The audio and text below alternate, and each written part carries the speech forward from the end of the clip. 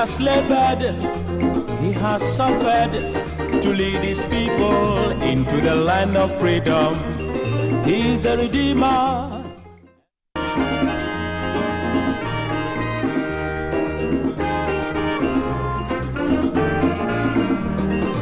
He has labored, he has suffered to lead his people into the land of freedom. He is the Redeemer.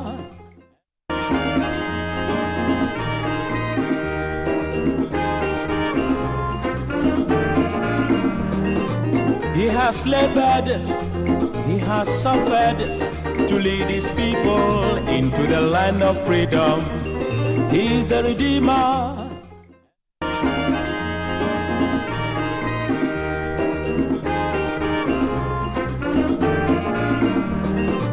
He has labored, he has suffered to lead his people into the land of freedom. He is the Redeemer.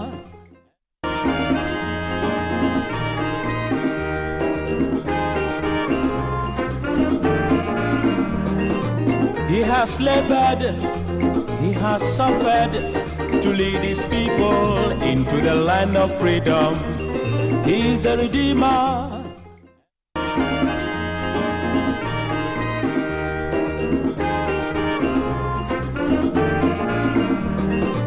He has labored, he has suffered to lead his people into the land of freedom.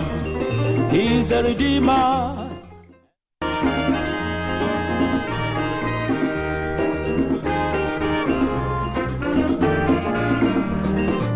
He has labored, he has suffered to lead his people into the land of freedom. He is the Redeemer.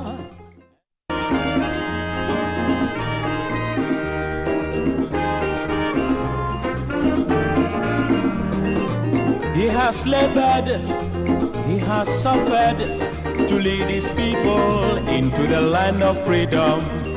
He is the Redeemer.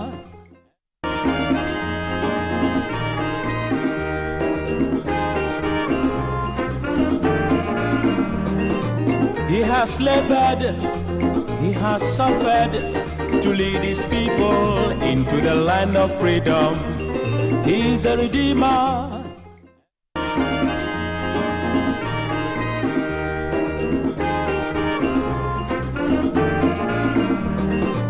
He has labored, he has suffered to lead his people into the land of freedom. He is the Redeemer.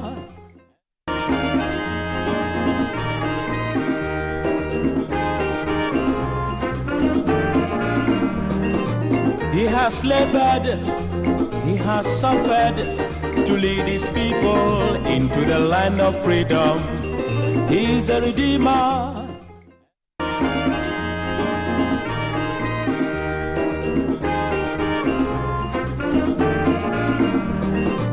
He has labored, he has suffered to lead his people into the land of freedom. He is the Redeemer.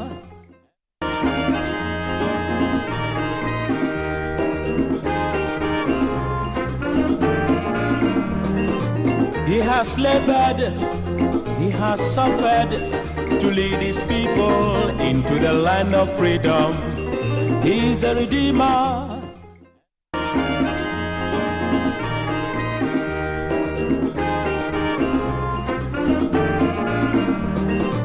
He has labored, he has suffered to lead his people into the land of freedom.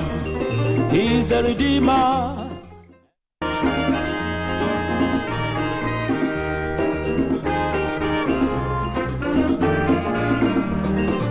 He has labored, he has suffered to lead his people into the land of freedom. He is the Redeemer.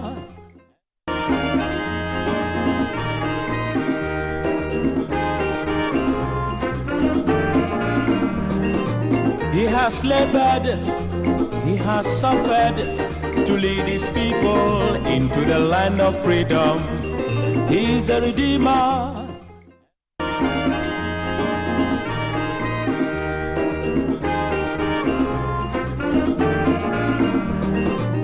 he has labored.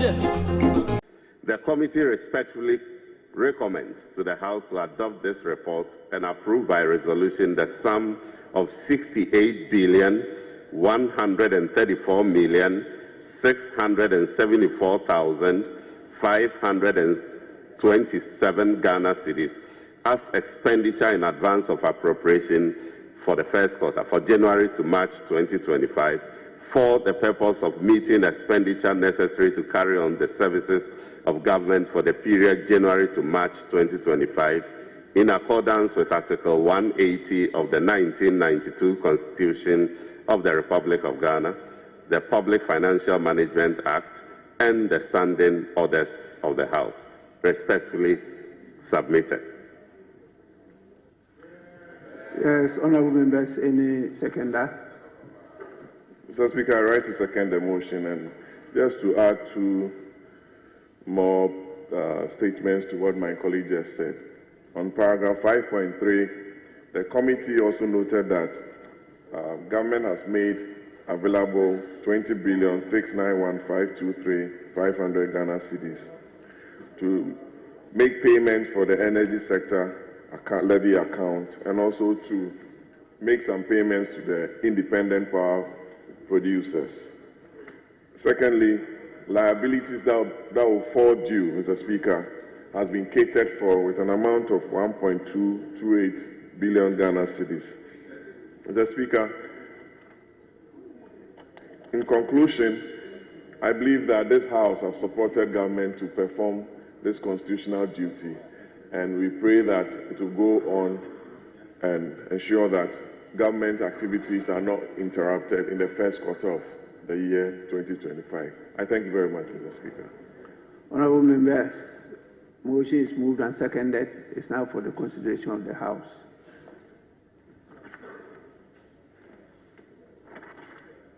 Order 200 guises as to how to consider this item, and 201 says, where it appears to the President that the Appropriation Act in respect of any financial year will not come into operation by the beginning of the financial year, the President may authorize the withdrawal of monies from the Consolidated Fund to meet the expenditure necessary to carry on the services of government in respect of the period expiring 3 months from the beginning of the financial year, or on the coming into operation of the Act, whichever is earlier.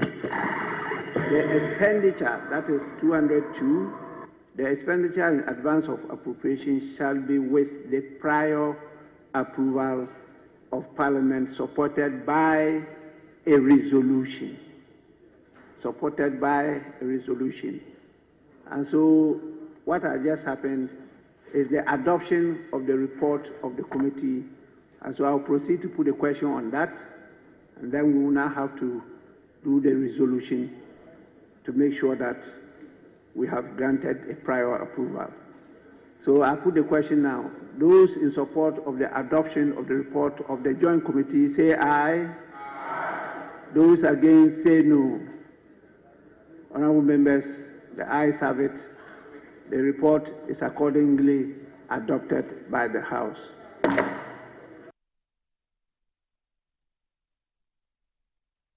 The fact is that we have gone through challenging times as a country, and His Excellency the President, in delivering the State of the Nation address, alluded to the challenges that we've gone through as a country. Look, before COVID struck, we had problems. We inherited a challenged economy. We inherited an economy that was going through an IMF program. It clearly said that there was something wrong with our economy. That's why Mr. Mahama went to the IMF. What was the reason? Slowdown in Chinese economy was the reason why he went to the IMF. His Excellency Nana Dankwa Akufo-Addo comes. And I recall so clearly when he delivered his first State of the Nation address, Mr. Haruna Idrisu, then minority leader, posed the question, where is the fiscal space? How are you going to roll out all the interventions and the social programs that you are promising the people of Ghana? His Excellency the President, through his finance minister, passed significant legislation that allowed him to do that. You remember the Capping and Realignment Act that created space. years for him to roll out the significant social intervention policies that he has promised. We inherited a challenged energy sector. It required significant funding to deal with the problems therein. Government didn't have a choice than to borrow, because you inherit an economy where almost 99.7% of your total tax revenue goes into servicing your debt, paying your wages and salaries, and paying statutory payments. Every other investment that the government has to do is through debt. So you needed to deal with the energy sector problem, which we inherited. You needed to deal with the banking sector problem, which we inherited. These two put our finances in jeopardy. Finances are not in the best of shapes. How do we collectively as a country, knowing very well that when we go back to the IMF, the conditions that they will give us is cut expenditure, raise additional revenue. That has always been the prescription. So government presents a budget to Parliament, says that, look, let's raise revenue internally. These are the expenditure cuts, measures that I'm rolling out in the budget to control government expenditure. But that will not be enough. We need to raise additional revenue. So he brings the budget with the e-levy and other revenue measures contained in there. Our friends in the NDC approve the budget. They approve the appropriation and say, I'm not going to allow you to raise the revenue. What do you think was going to happen? The ratings agencies was going to downgrade the economy. Are these matters of fact or it's somebody's conjecture? It happened right here in this chamber behind us. But of course, maybe we did not carry the Ghanaian people along sufficiently enough. And they sang all sorts of tunes. Incompetent, mismanage the economy, and that they have the magic wand to deal with all the problems. Now they've come, they are telling us we should commence the process of fasting and prayer to solve the problems of this country. Why? When Mr. Mahama was making the promises, he didn't know that we could pray and fast at the time. But look, I wish them well. This is the only country we have, and I wish any government well. Unfortunately, I'm not coming back to Parliament, but I know that my colleagues will support them so that they can work to improve the lot of our people. That is our paramount interest.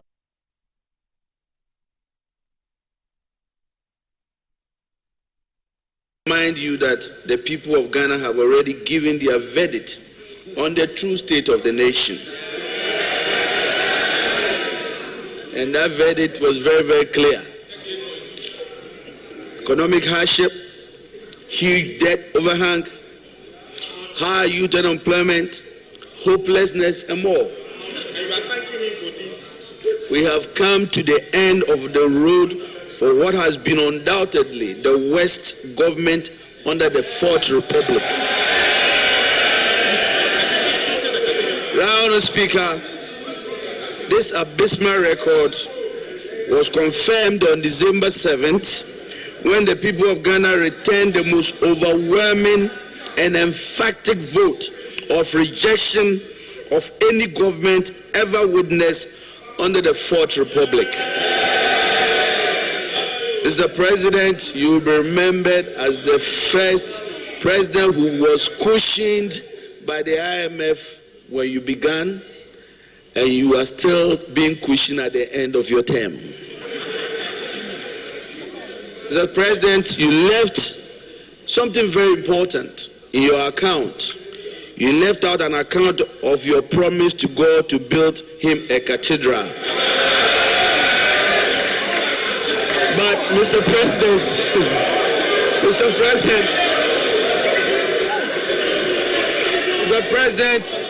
I will leave that for you, between you and your God. Mr. President, let me remind His Excellency, Honourable Speaker, that his tenure in office will remain a timely reminder of how not to govern the country. But let me also be quick to assure the good people of Ghana that hope is on its way. And President John Dramani Mahama and the NDC fellow Ghanaians, we are comforted and strengthened by the following words of scripture. And I'm quoting Exodus chapter 14, verse 13. And I quote, "And Moses said unto the people, Fear you not, stand still, and see the salvation of the Lord, which he will show you today. For the Egyptians whom you have seen today, you shall see them no more." Bye-bye, Mr. President. It is finished. With that, Mr. Speaker, I thank you very much.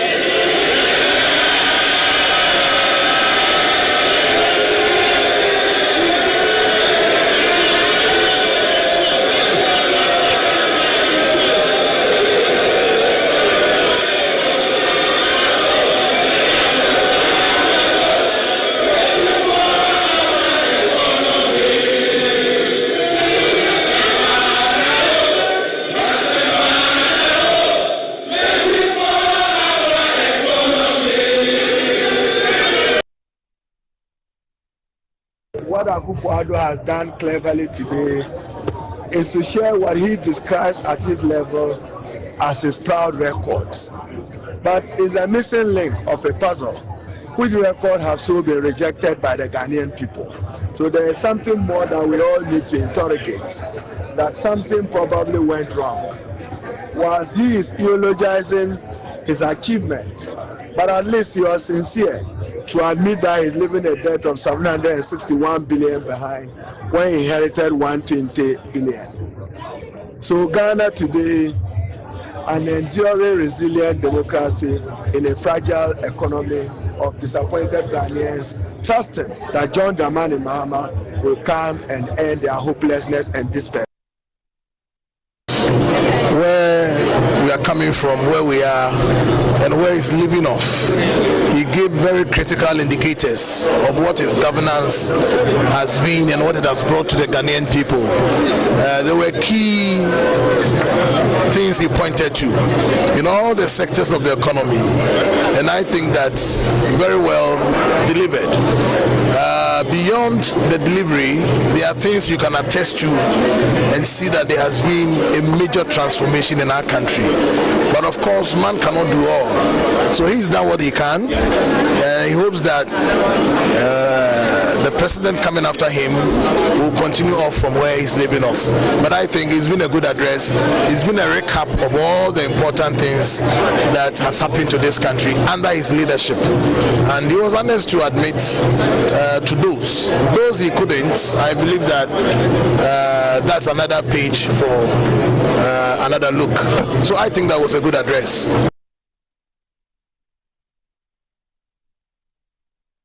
Over the past 7 years, we have revitalized Ghana's railway sector, undertaking key projects to modernize and expand the network. Notable achievements include the rehabilitation of the 66-kilometer narrow gauge western line from Kujukuru to Takwa, the construction of a 22-kilometer standard gauge line between Kujukuru and Manso, is securing funding to extend the western line from Manso to Hulu Valley, connecting to the port of Takwa.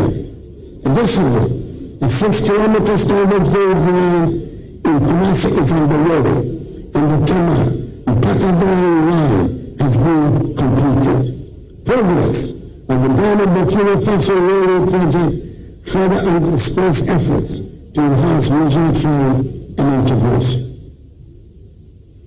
This is a remiss of this time.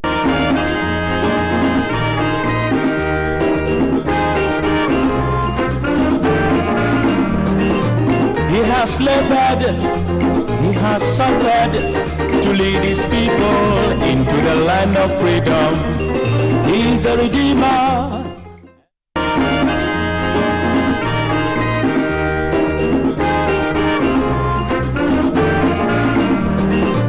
He has labored, he has suffered to lead his people into the land of freedom. He is the Redeemer.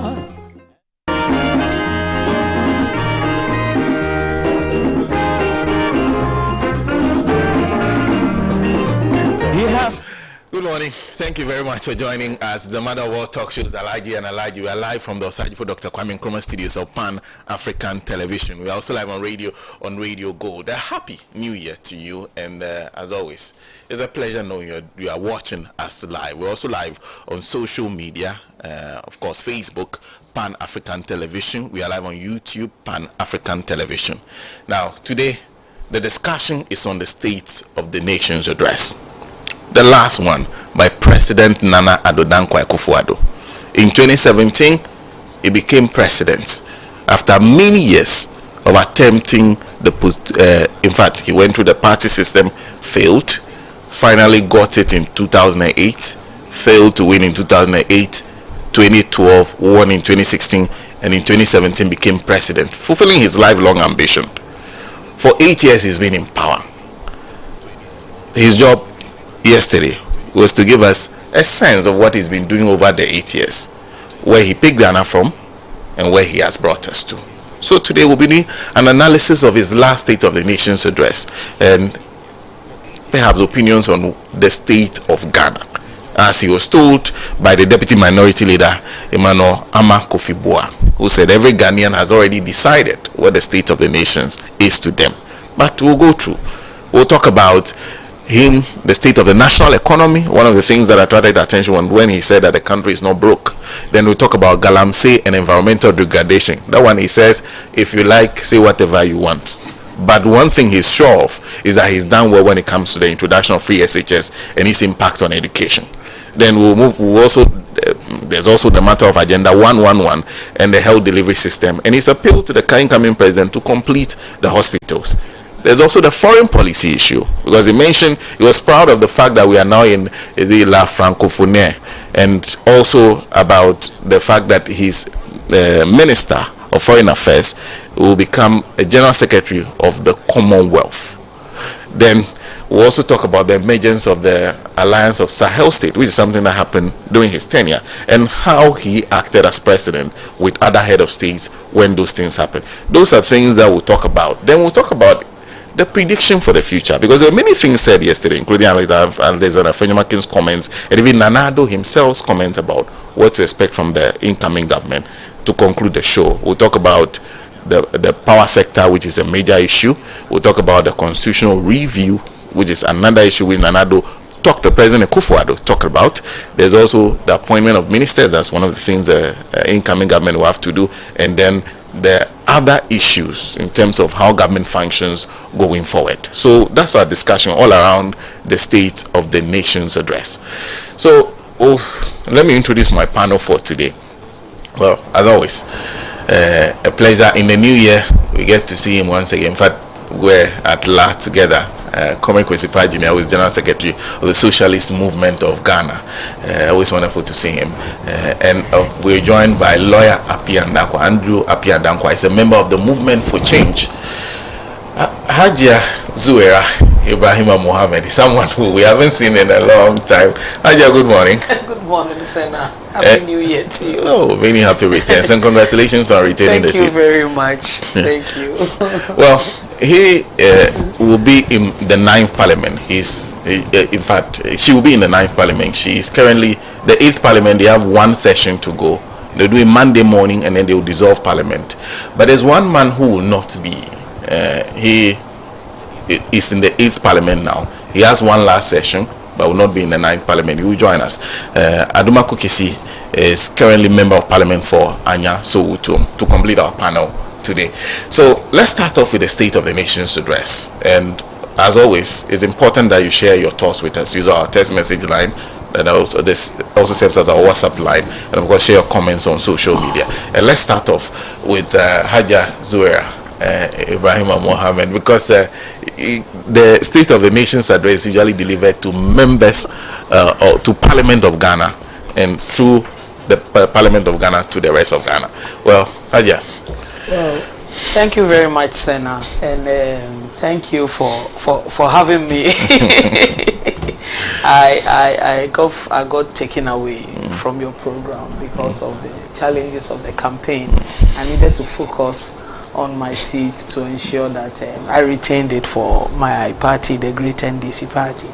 And so forgive me I want to assure you that I will not be missing again. It's good to see Uncle.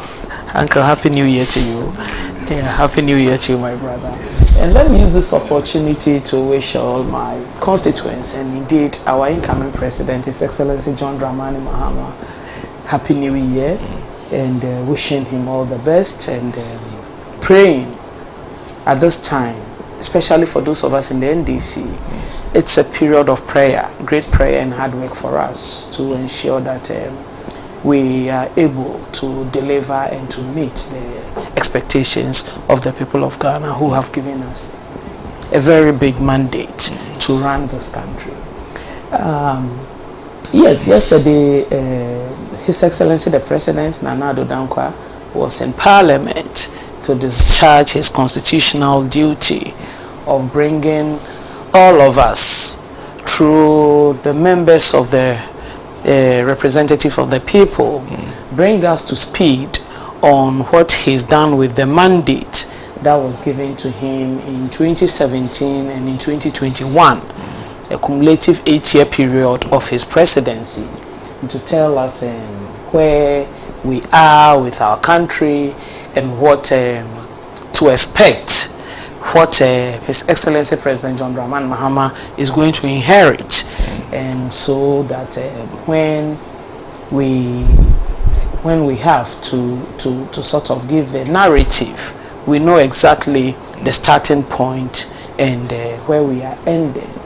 If you asked me, aside from it being a constitutional imperative, I think a lot of the things that the president said yesterday, and as you would have probably heard the current majority leader but incoming minority leader in his brief comments say that he kept emphasizing on how the president's speech had been captured in the Hansard.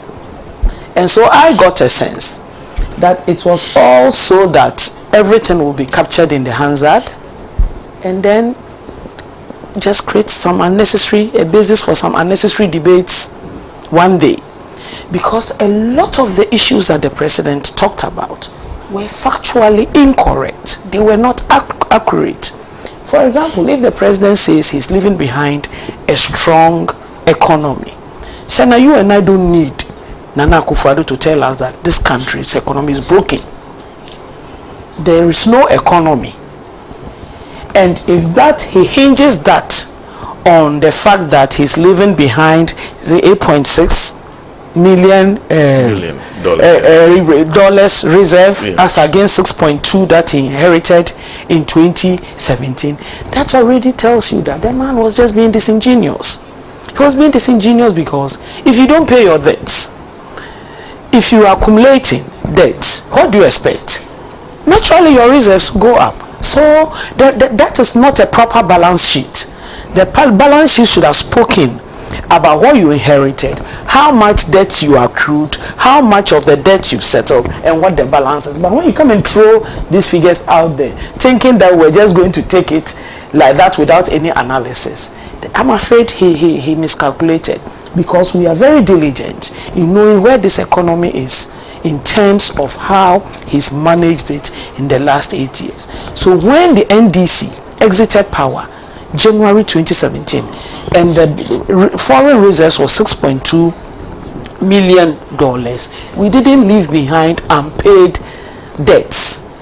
We were servicing our external debts, and so the balance sheet was equal. So the president, I think, just wants us to indulge in another time-wasting exercise of debating these very banal issues. We all know what the state of the economy is, and he should have been candid to us. I'll tell you, I was very disappointed when the president started and didn't, first of all, especially on the issue of the economy, render an apology to the people of Ghana. I thought that he needed to be candid with the people of this country, that he inherited a robust economy in 2017.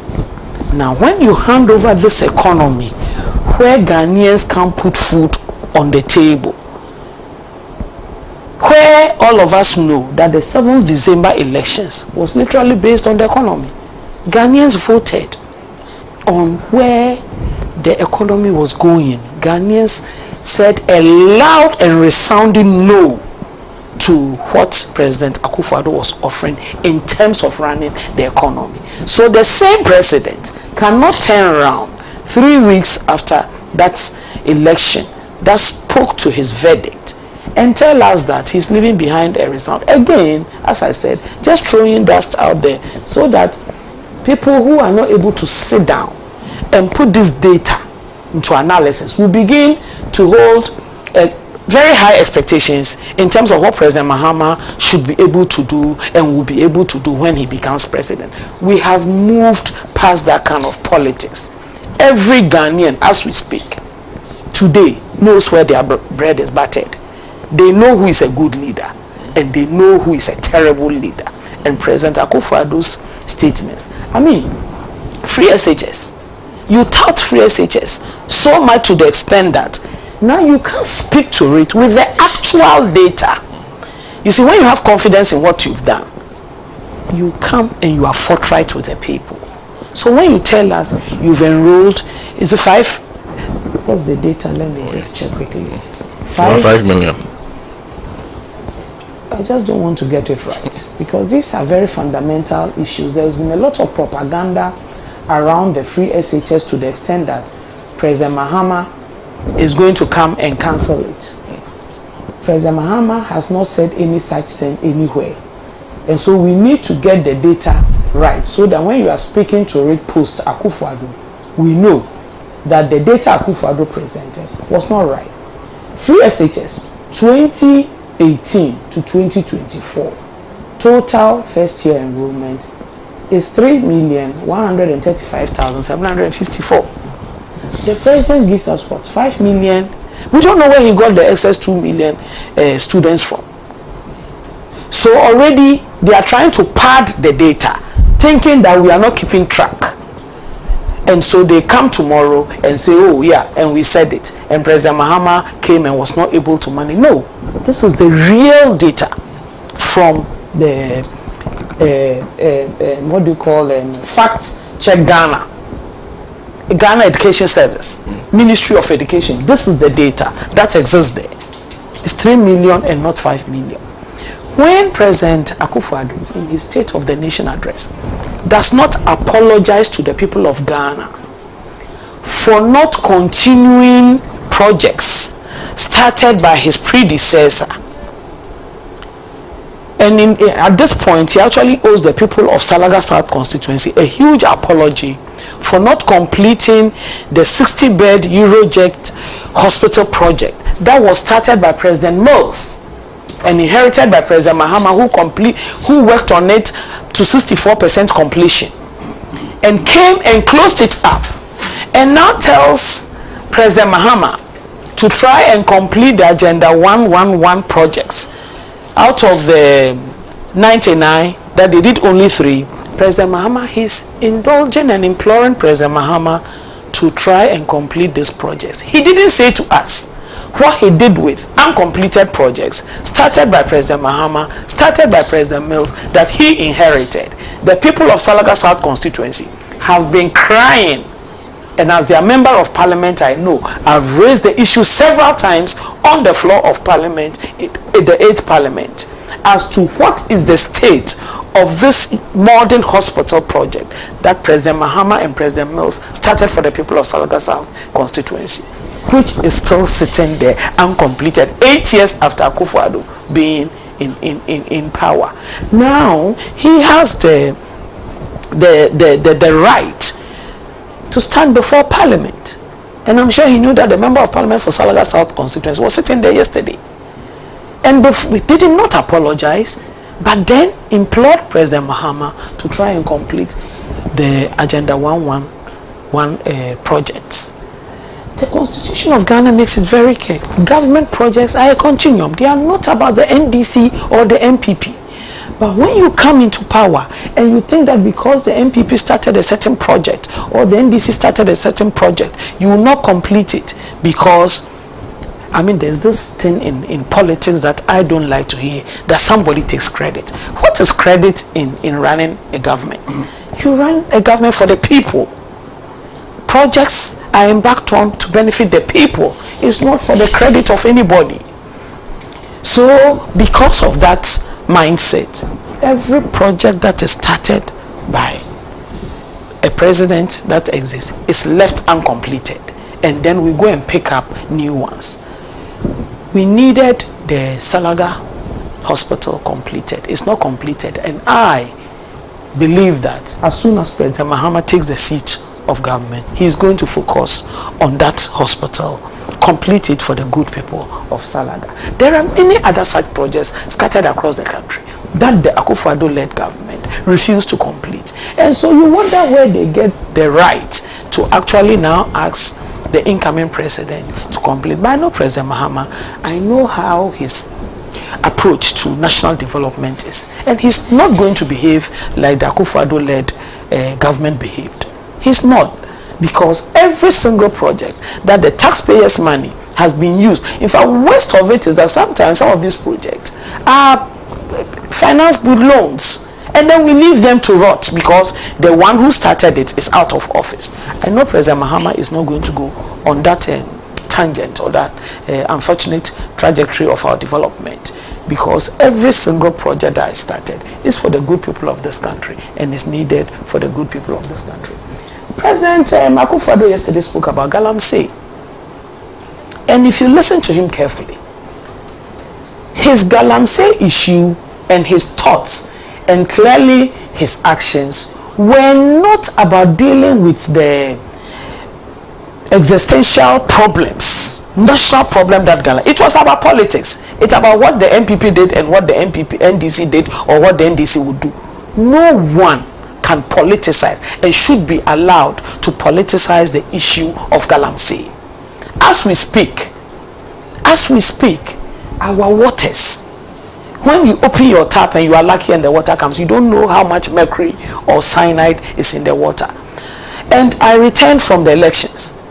I have a 7-year-old son, and I saw bottled water, Belakwa, you know, the big bottles. I don't know what the size is, and I asked my husband, what's going on here? This one won't fit in the fridge. He said, oh, that's what he's been using to prepare Modibo's oats and Tom Brown and that. I said, why? He said, but do you know what that water contains?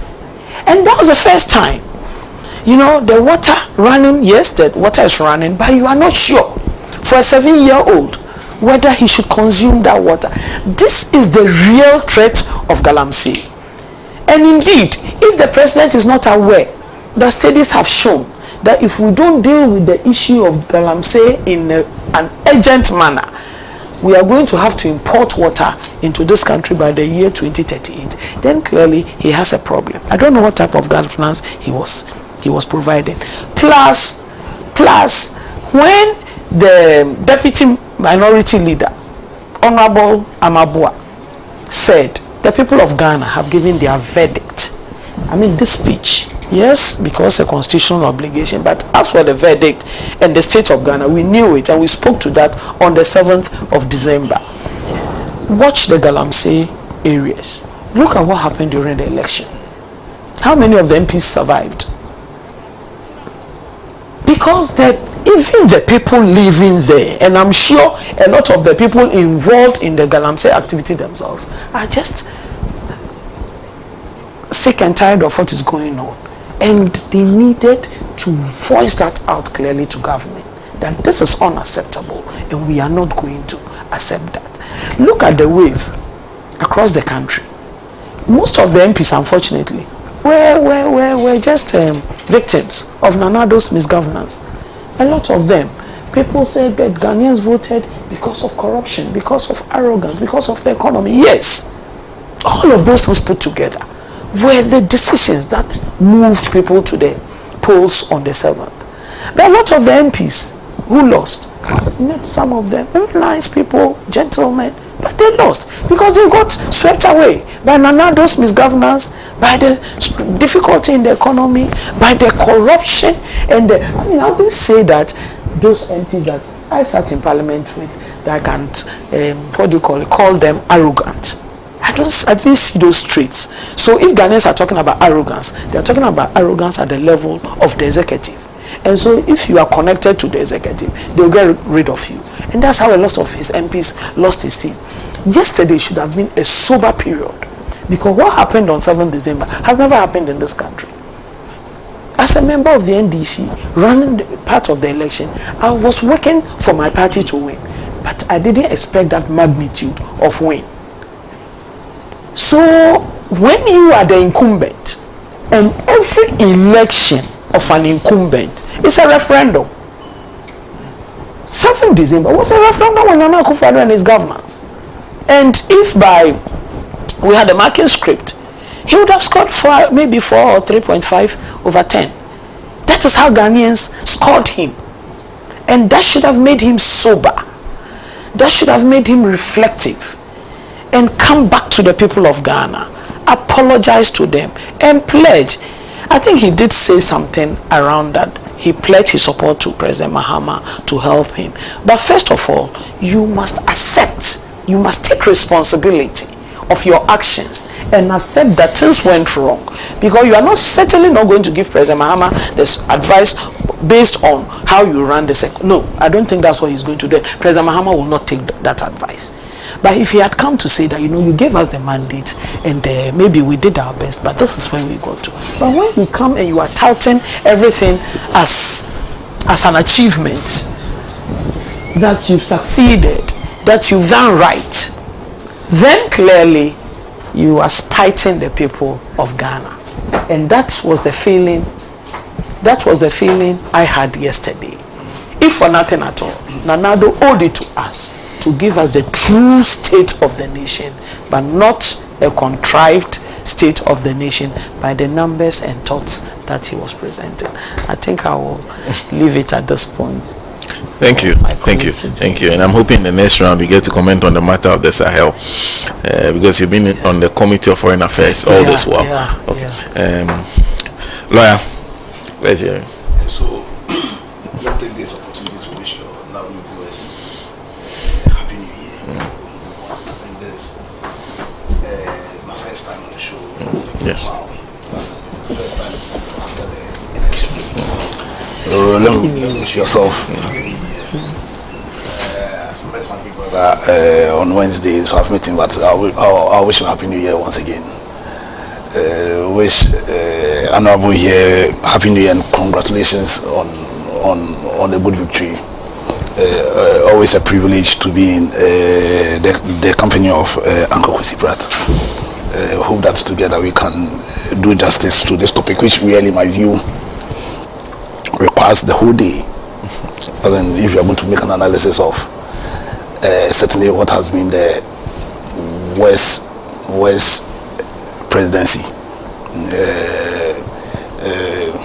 arguably in the history of this country, but certainly what I've seen, and the State of the Nation address reflected his character, vile propagandists, and I think somewhere he said that people who contrary to what the propagandists are saying concerning our economy, so he's saying the right issues. And so really, I think it's a topic that vexes me. I need to have to speak about. And it really does what the topic essentially is asking us to talk about the legacy of Nana Addo, because it being his last State of the Nation address, really, it was taxing him to speak about what his legacy is, and really his legacy, in my view, is a legacy of a broken political system, a legacy of a broken economic system, a legacy of the introduction of a very vile political culture into this country, a legacy of a wanton destruction of the environmental integrity of our country, a legacy of a fundamental attack of the principles that governs Ghana's international relations. Because when you talk about the Sahel issue and the fact that Guinea and Mali are leaving ECOWAS, and you understand that when you talk about Guinea and Mali, you are talking about Ghana. No, that's not even Burkina Faso. I don't want to talk about Guinea and Mali and the special relationship that ought to exist between Guinea, Mali, and Ghana. You understand? To extend that when in the state of the history of Africa, when there was a push for an African unity, we had a team led by Ghana, ably supported by Guinea and Mali, calling for the total unity of Africa. So if Guinea and Mali right now are leaving ECOWAS, and you have the president of Ghana, and he didn't, in fact, it is a fundamental reflection of his failure also in terms of his foreign policy. I'm not even going to talk about the Palestine, his view on the Israel, but just Mali and Guinea. You understand? So if we should go on and on and on, trust me, the 20 minutes I'm going to talk here won't give us enough time to do justice to this calamity of leadership, which we should all ensure never happens to this country again. Now, you see, from the starting point ought to be, first of all, we gave him a job in 2017.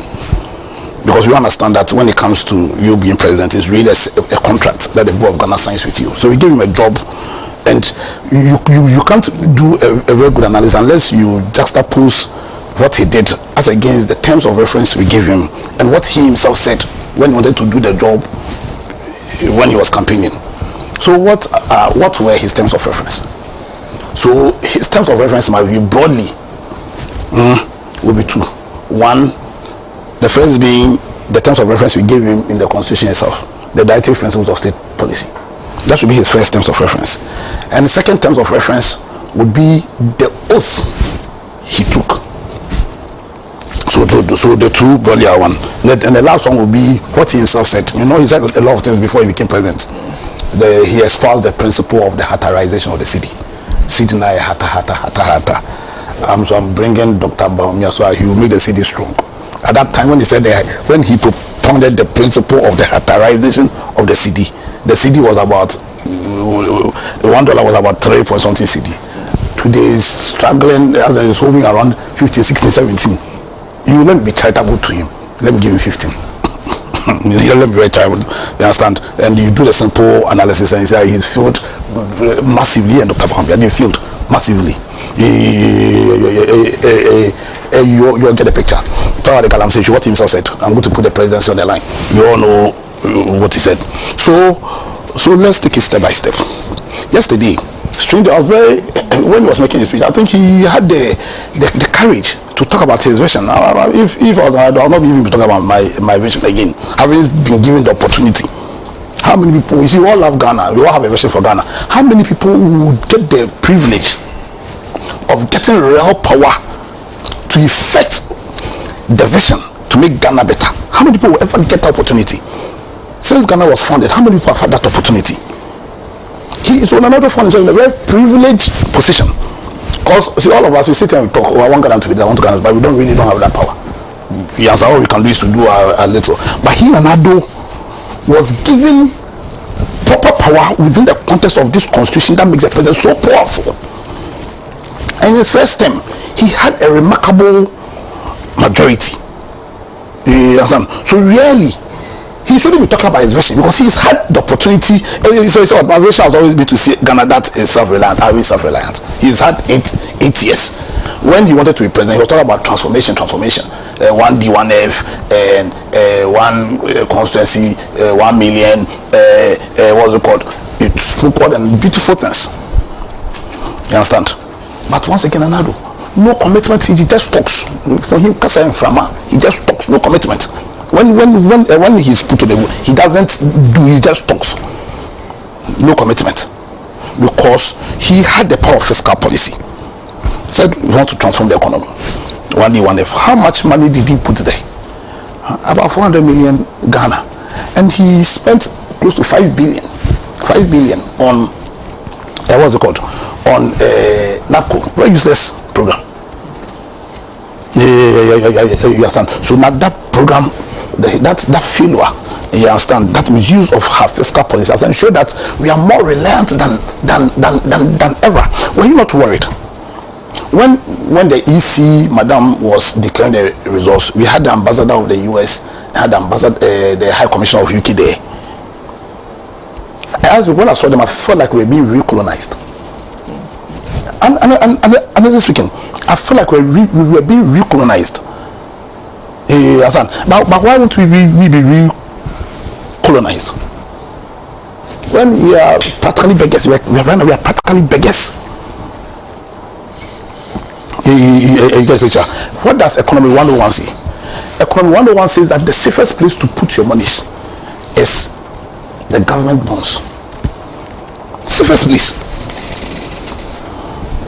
Under the watch of Nana Addo, that Economy 101 principle has been what? Breached.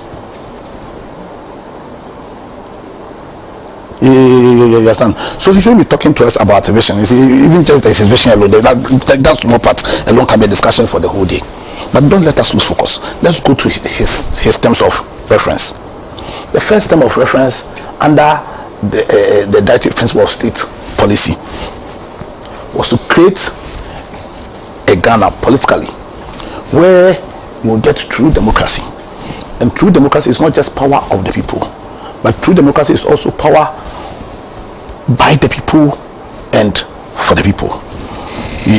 That is true democracy. We also saw the report of the last Parliamentary report, where majority of Ghanaians said that they did not believe that almost less than 47% had confidence in democracy. Two, you saw, if there's one thing, something that was significant in the last elections, was that about close to 40% of Ghanaians who voted with their feet. Close to 40, it was 39 point something percent. Close to 40% of Ghanaians who voted with their feet were concerned.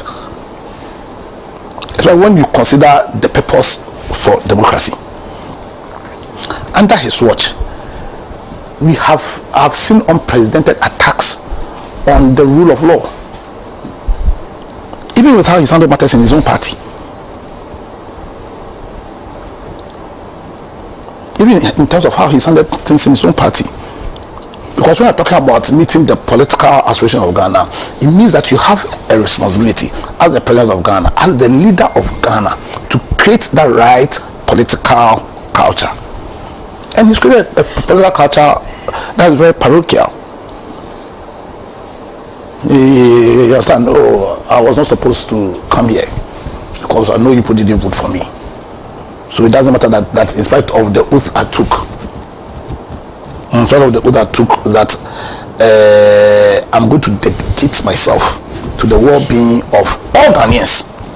And all Ghanaians means Ghanaians that support MPP, Ghanaians that support NDC, Ghanaians that are Muslim, Ghanaians that are Christian, all manner of people. Ghanaians that are Achems, but Ghanaians that are also Ashantis, Ghanaians that are Gans, because we are all Ghanaian. In spite of that, Anado did not see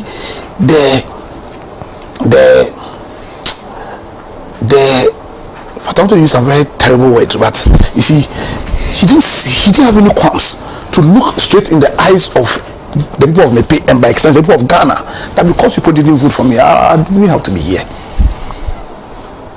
I didn't have to be here. He went to the Kofi and told them, I renege on my responsibility towards you because you didn't vote for my MP. He owns MPs. So when we've taken upon a system, that's why the parliamentarians are supposed to serve as a check on the executive. And you start owning MPs, and so that culture is creeping in. The executive thing that he owns MPs.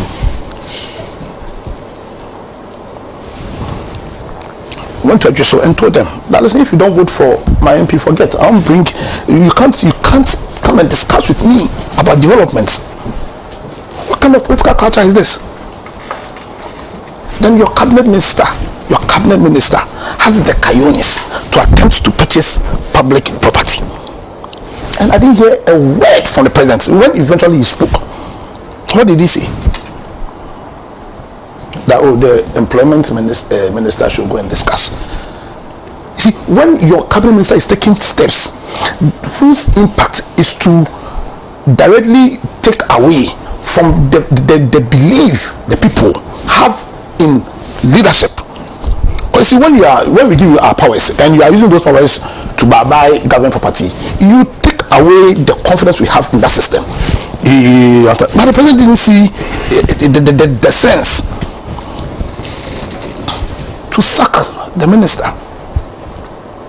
Because when the minister does what he attempted to do, really he's causing you, the president, to breach your oath to be faithful to Ghana. Under the presidency of this president of Nana Addo, the principle of meritocracy was thrown into the dustbin. Were you not concerned when the interior minister said that he was going to give slots? When you have a security agency where your entry is based on slots, the principle of slotism. That's not the proper slot is an a slot. He's the proper slot.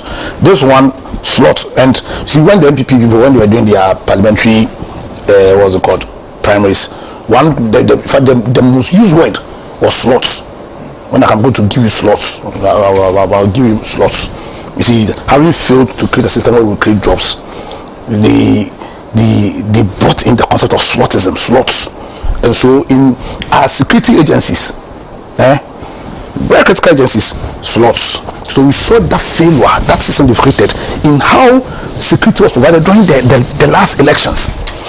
So if you had an MPP person and your president is in power, and you say that certain declarations were made based on duress, is it not a concession of failure? Olado himself said in this speech that the number one duty of states is to provide security.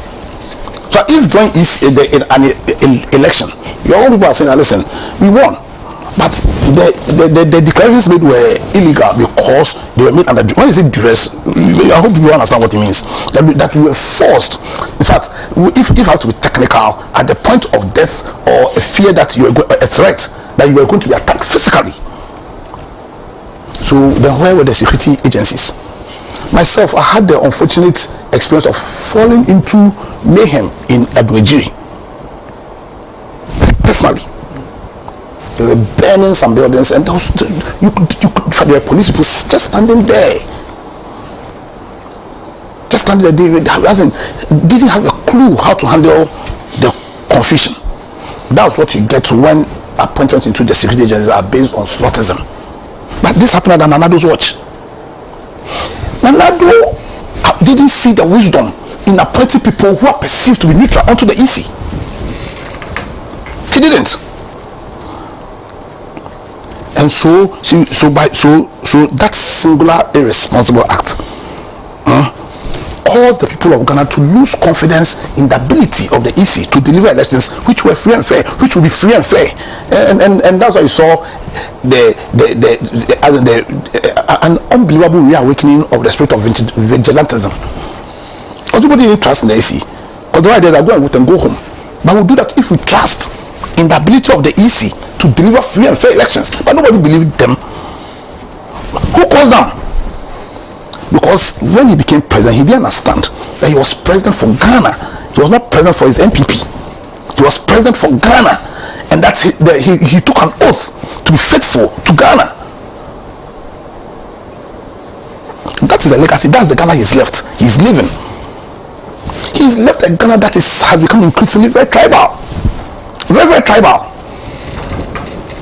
And he led his party. What was their sole consideration for the choice they made? They are going to choose president. Your consideration is that he comes from Mamprusi. And because he comes from Mamprusi, he can do, as I want to create one Ghana, one strong Ghana.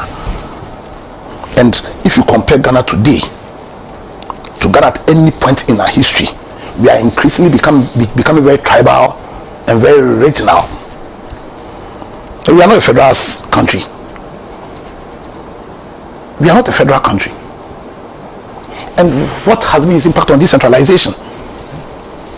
Because the only way you can achieve real power by the people, to include the people in governance, in decision making, is to have proper decentralization. Even school feeding is centralized. Even school feeding is centralized. Even school feeding is highly central. Everything is central. Everything is central.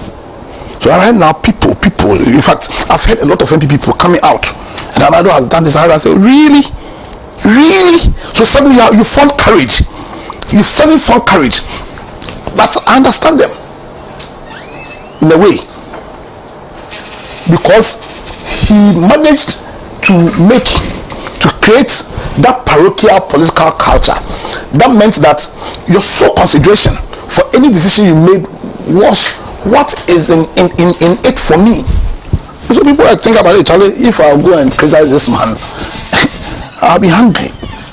You understand? He's talking about what's it called, the energy sector, and he lied in his. Have you seen the energy sector recovery program, the report? Now they laid down the focus of that program. The focus was that by 2023 Ghana should come to what we call financial viability, and they define what financial viability meant. That at that point, debts will be paid, and the cost of producing energy, should be more than the cost of selling. Ado says that he has changed he conveniently changed and said that World Bank are saying that we would have gotten a debt of 8 billion. That statement was made after the failure to implement that energy sector recovery program. So, in terms of the political what's called benchmark we give him, he's supervised and led a system where right now political leadership has lost credibility in Ghana. So about 7 million of our compatriots would rather sit at home rather than go and waste their time in picking anybody because they don't trust in the system. You talk about the economy.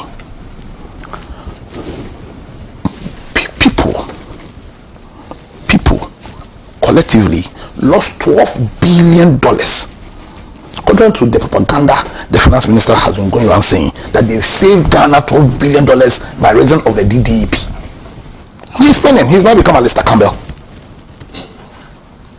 Because the other side of the story is that people, pensioners, people who believed in the Ghanaian economy, having invested $12 billion, can't have access to those monies. Can't have access to those. Do you know the impact of that? The economy's credibility is gone.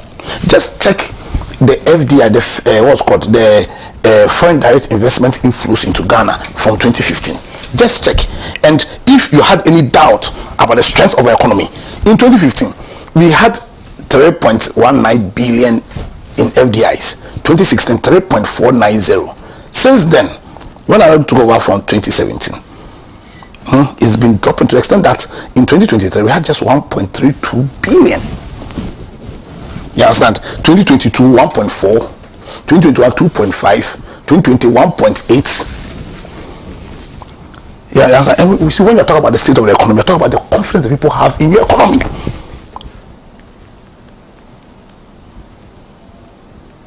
That is the state of our economy.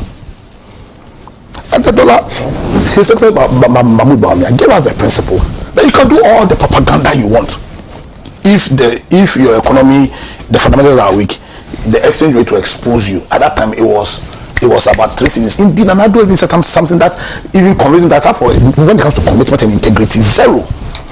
Do you recall that in 2012, Nana on the campaign platform said, under President Kufuor, $1, 1 cedi. Under Mahama Emils, $1, 2 cedis. And that he and Nadu would have expected that they do what? They resign. And that the reason they have not resigned is what? The envelope. The fat envelope under the table. Now he became president. The dollar went to what's it called? He went to 17 cedis at some point. Why did he not resign?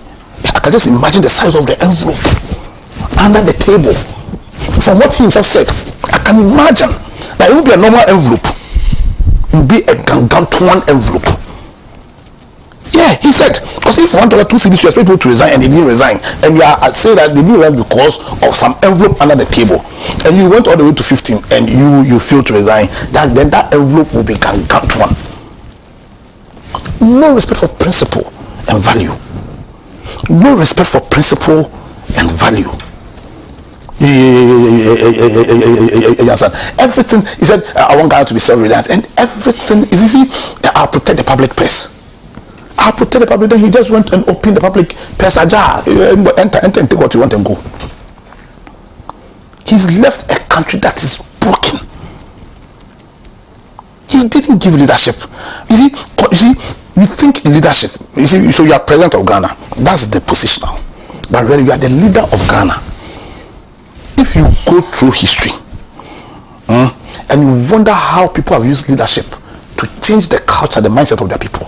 I always say this: the Europeans, essentially the British, the Irish who left Britain, England, Ireland, Scotland, and went to America, were not the nobles. They were not the nobles. They were the people who are at the bottom of the feudal system being practiced in Europe. Now, so are you wondering what caused them? What kind of leadership caused them to forge, arguably, the greatest nation on the face of this earth?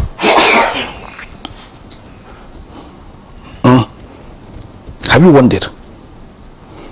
The kind of leadership that causes people to have the belief that if we put our mind to something, we can achieve it. And the ecosystem, the environment, the economic environment, the political environment that ensured that they have evidence, fiscal evidence of people who have succeeded based on they having the belief that if we do A, B, C, D, we are going to succeed. You take Australia. Are you aware that Australia is populated by convicts? Australia, you see where Australia is? You see down under.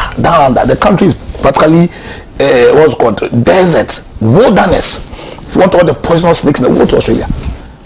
And yet these people who are descendants of convicts have managed to build a very powerful nation. You take Russia. You take before Lenin and took over.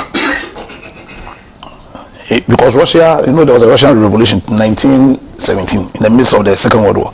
And when you read the history about the Slavic people, they are not people who are warlike, but because of right leadership, by 1945, Russia was a world superpower. Soviet Union was a world superpower. I don't like using Hitler as an example because of the negative impact of the influence of his influence. But after the First World War, the German people were broken. They were broken. Their confidence was gone. Within 10 years, less than a decade, Hitler managed to get people to believe that they were the most powerful people in the world. That is leadership. That is leadership. And you see, and I have a problem with this procurement leadership we are doing. And it was Agenda 111. You see, the focus of Agenda 111 was just to do something so people can get easy money. Easy money. And I didn't offer any leadership. You see the menace of the Galamsey issue. And the disappointing bit is that he, being an astute lawyer, ought to understand the burden that is placed on you when a trust is created in you. So in spite of the trust having been created in him, he sat down and has caused the river bodies in Ghana. And history, and you know, this isn't even about history. We all know that the river bodies constitute the basis for the formation of large communities. You understand? You sat down and allowed our river bodies to be poisoned by cyanide, by arsenic, by lead. I'm very happy that a medical doctor is saying he explained further the impact of these chemicals in your system. They don't leave. Then he sat down and he allowed this to happen to us. This existential threat. And so conveniently in his statement, in his speech, he just mentioned about prayer. Then he swerved. He didn't even talk about Galamsey. He didn't really talk about the Galamsey. He swerved. Started talking about how because of something is done, we are not the #1 producers of gold and all those badadash. Your people are dying. People's livelihoods have been impacted. The MPs who lost their seats in those areas didn't lose because he didn't fight against Galamsey in the first place. They lost their seats because of the impact Galamsey had on the livelihoods of the people. Indeed, that's what is in the report of Professor Frimpong Boateng. And I believe Professor Frimpong Boateng any day over Nanado. Because if you take away the presidency and you analyze their personal life, what they've done in their professional life, you can't and Nanado can't lace prof laces. But in spite of that report, the report that he refused to even consider, he sat on the report for 2 years. Then the question you ask yourself, so why did he want to become president in the first place? Was it because of Ghana? Was it because of Ghana? Was evidence based on the kind of leadership he gave us? You understand? Clearly tells me that he wanted to become president for a different agenda which obviously was adverse to a collective agenda. And if the writings in the Japade book is anything to consider, and I believe in the writings, they can call me whatever names they want. I mean, then I dare say that the reason why he wanted to become president was to pursue a very parochial agenda rather than a Ghana agenda. You understand?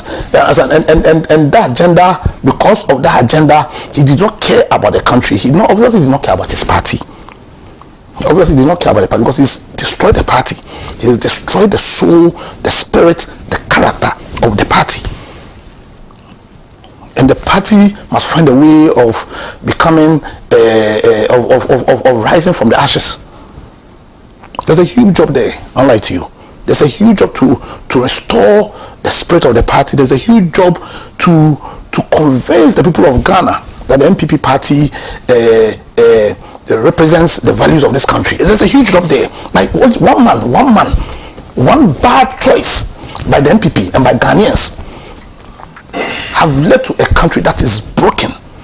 A country that is broken. And and you see that broken spirit in most of the MPP people. The kind of, I'll use straps. Is it salt grapes? Because you see, we want to build the right political culture. That right political culture means that we should build a system where we tolerate disagreements and we hold leadership accountable. His Excellency Mahama can't fail. Now, he can't fail doesn't mean that you agree with everything he does, but he can't fail also means that it is our collective responsibility in supporting his leadership to criticize decisions, to critique decisions. But as all the things being said, and even on the floor of, but that already suggests that, listen, we are waiting for you to fail, because that's the kind of feedback some of us are picking. That's not augur well for the country. And if you've managed to become president, and if you love the country and you're a patriot, then genuinely you should want the next president to succeed.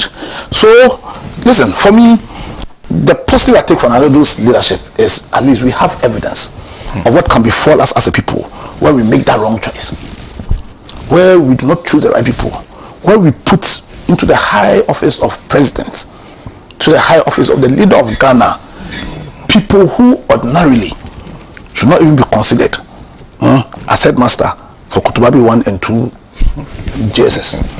When you make those people president, then they are going to break your country. They are going to leave a very weak country. They are going to leave a country that has departed from all its values and all its principles. At least we know what will be before us. And we must understand that in building a nation, the job is on every single Ghanaian. It's on every single Ghanaian. And all required from our leaders is to give us direction, is to show commitment, is to prove that he will be a father for all, is to show an abundance of commitment to our constitution, to the principles of the rule of law. And that's the kind of restoration we are asking of Joe Mahama. And Mahama can't do this unless we all support him. And I'm saying the support shouldn't be a support of sycophancy, but the support should be a support of honest criticisms, constructive ones. I believe that when we do that, when we all put our shoulders to the wheel, when we put partisanship where it ought to be, and know when we are partisan and when we ought to be patriotic, then we can all come together. MPP people, NDC people, Movement of Change people, PMP people, all Ghanaians, Ashantis, Achems, Mampusis, Frafras, all of us can come together as one people and begin the process that will cause the restoration of Ghana as the Black Star of Africa. That's the call on all of us, and it's a call that we must succeed. Thank you. Thank you very much. Just one thing, when you're talking about the president's comments on the sales of hotels, I think one thing went under the radar. His real comments actually came a few months after the opposition has succeeded, and that was in August 2024. He was speaking at the 12th Quadrennial Delegates Conference of the Trade Union Congress, and this is what he says. He said the improved performance of SNEET, which recently in all success says that's 230 million on its operations. This should be reassuring to organized labor and perhaps bring into sharper relief the unnecessary controversy that was recently generated by SNEET's efforts to offload non-performing assets in its hotel portfolio. It is my understanding that the transaction that was aborted represented the only occasion in the recent history of SNEET that external investors sought to invest in SNEET holdings. All of us need to be measured when it comes to making decisions and pronouncements that will affect the long-term interest of the pensioners. Everything he saw it as unnecessary. So all the issues that was being raised were unnecessary to him. Well, a few comments from those of you who are joining us. I'm reading from our WhatsApp line. The number is displayed across the screen: 0559919802. Maxwell in Klagon says, good morning. Please, the MP on your panel has truly stated the actual statistics on the free SHS position. The president has been lying and even hesitating to still on same. Okay, there are two MPs on my panel this morning, and I guess you're talking about Hajia. Some more comments from those of you who are joining us and watching us. Jonathan Dokenu from Akaji says Akufo-Addo was graced with constitutional opportunity yesterday to at least create some level of positive memory on the minds of some Ghanaians by apologizing for all the mess he superintended over. Unfortunately, and as usual, he took same to be a political platform and suddenly launched MPP's campaign ahead of the next general elections. May we never have any person like Akufo-Addo in the history of Ghana. Jonathan, thank you very much. There's also Joe, who is in Agbogba, says, hi lawyer, your submission on the Sena is super. There's also this one coming from Ni Mensah at Spintex Road. So naturally, Mr. Akufo-Addo failed the game for the opportunity to apologize to us. But I take solace from the way Honorable Ama Bua responded to him, which didn't go well with Madam Rebecca, and so refused to shake hands with the Honorable. All the same, we bid them farewell. Ni, thank you very much for your comments. Some more. This one says, please, over the last 10 years, all students who have written BEC are not up to 5.7 million. So where did they get that number as beneficiaries of free SHS or TVET in 8 years? This can easily be ascertained by the media from WAEC. It's disrespectful for the education minister to be lying and misleading the president to repeat same. Prof sent that from Tama. Prof, thank you for your comment. This is from Ibrahim Mbudridiba. I hope I got the name from Tamale. His Excellency President Akufo-Addo should spare us with the rhetorics. He is a scam president in the history of this country. Do you remember what he said? I will protect the public purse. I'm incorruptible. I will not run family and friends government. And what are we seeing today? Thank you very much, Ibrahim, for that comment. And then yes, okay. Thank you. This was not meant for me. Now, this one says the outgoing president's declaration that the economy of the country is not broke was whimsical and untrue. It is not again saying that the economy is junk. The operation recover or loot would not have been in place if the economy is doing well. The president should talk about the petition presented by Professor Frimpong Boateng on the personalities in his government who masterminded the illegal mining menace. The excruciating economic predicaments facing us as a people is as a result of recklessness and nepotism. We want to know how much did the e-levy generate and what the money has been used for. The sycophantic and boot leaking should stop. Baba Gomda sent that from Kumbogo. Baba, good morning and thank you very much for that comments. Some more.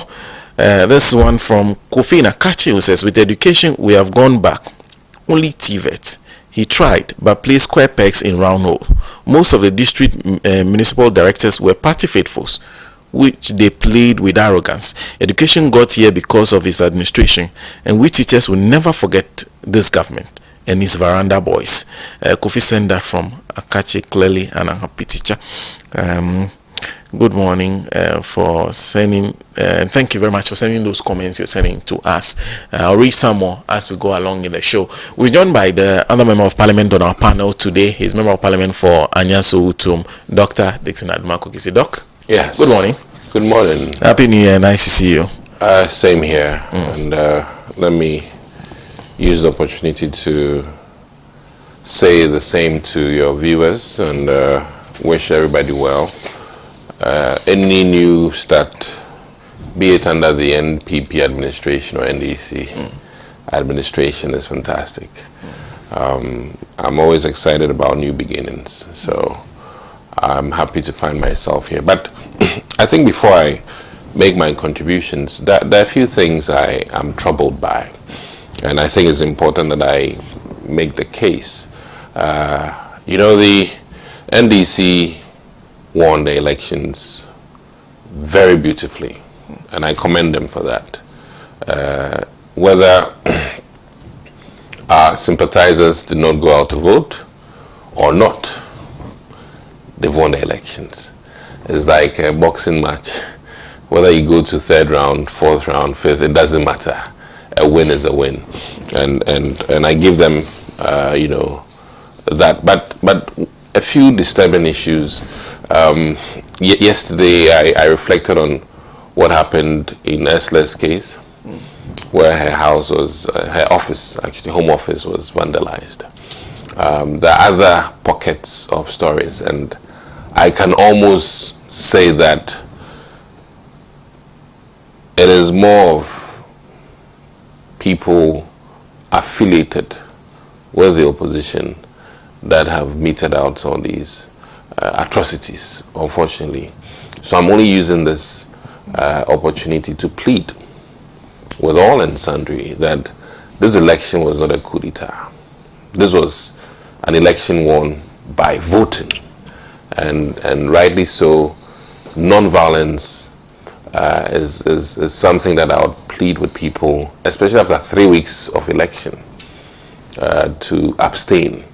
And I also am a firm believer in the laws of this country, and I think that should people think that some people should be attacked in their homes and houses, I think that will be troubling, and especially after Tuesday, and that is where we ought to be even more careful. Some misreportage has gone on, even with regards to properties of government that are lodged in people's warehouses and things like that. I know of, for instance, fertilizers which, per my other intel, it turned out that the municipal did not have storage enough and they needed another place to store, and it was well documented and people knew. But when people chance on them, then the report is rather as if it was being hidden. So I'm just sort of using this opportunity to as it is, encourage the supporters of the NDC or the NDC fraternity as a whole to manage their crowd carefully and let the laws work. I think that that is the most democratic thing to do, because we can't have an election, change over power, and then people resort to quote-unquote violence means or unauthorized entries into people's homes and houses. Respectfully, I hope that in the future, should power change again, which can happen, the winning faction will not then put assault on those who are now in power or now going into power. And I think in Parliament, we talk to each other. I go to her office, she comes to my office. Even though we've lost the elections, Honorable Mepatiari, even though we've lost, it doesn't mean that she should meter out destruction of my property or I do the reverse. So I'll use this opportunity to plead with the NDC fraternity Ghanaians have done you very good. The goodwill is there, and it is important that we cherish it and manage it carefully and gracefully, so that on Tuesday we all would witness a very peaceful, beautiful transition from one party to another, or from one president to another. And I must admit, very painfully, on behalf of Nana Addo Dankwa Akufo-Addo, that I know that in his wildest dreams he would have hoped to have the MPP administration continue, but faith would have it otherwise. And as it stands, our former president, His Excellency Dramani Mahama, is now president-elect, and I say such or so with the greatest respect. Personally, I have never been president before, and it is something that I need to always afford the respect to, and most of the time, any position that I've never held, I give and accord that respect to the office. So all of us, between today and Tuesday, I'm also talking largely also to my MPP people, that we all conduct ourselves as democracy requires, and give our best for this change over. I think Felix or somebody will be addressing the press today with regards to the programming, and I'm expecting to see my invitation soon. I think it will go out to all of us to be there to witness this, changeover, and I know that it will be so peaceful that a drop of a pin will be heard, and that is what I'm hoping. It will be in my small French, du silence, a very silent, solemn assembly, and as many nations have done, so we should be able to do. I think the British one was quite fascinating within 24 hours or so, that one without ceremony. And I think in the future, maybe Ghana ought to at least emulate that without too much gallantry and all of these things. Within literally a matter of hours, one prime minister in, one out. It was so fast. And I don't think anybody threw a blow or, drank heavily, especially that day, for lack of a better word. Now, State of the Nation address, in fact, very, very last statement of any outgoing president. And for Nana Addo Dankwa Akufo-Addo, since the Constitution will not permit beyond 8 terms, it is really finished.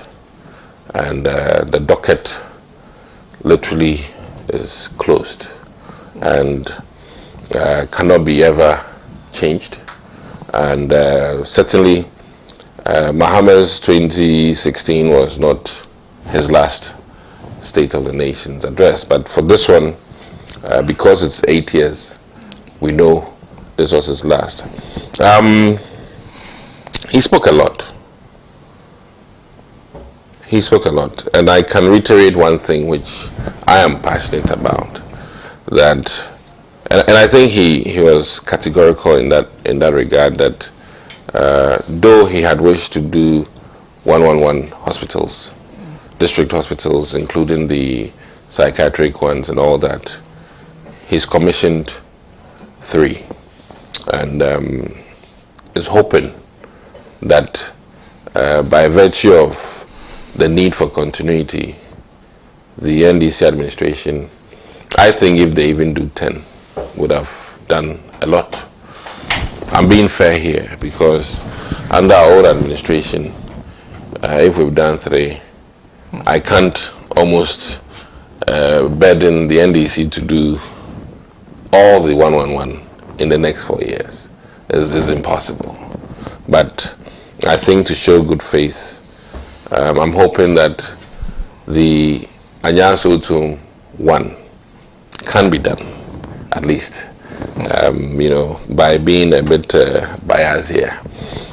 So I'm putting it out there, in addition to the President's comment, that some of these district hospitals, and I think whatever parameters the MPP used, the NDC is also at liberty to recategorize and reprioritize, so that districts that certainly are deprived and needed can be attended to. And I also even think that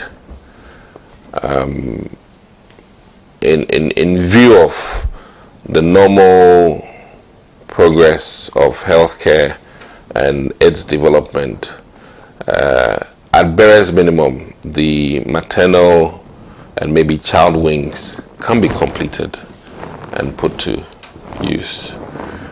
In case you can't do the mortuaries and all of those things, this is just my appeal, so that these facilities can be put to use, because it's something that we are behind on in terms of having one hospital per district. I think it is laudable.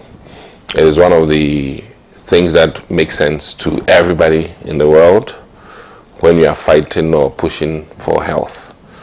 As for education, I think Nana Addo Dankwa Akufo-Addo literally, I always say, is the Minister of Education.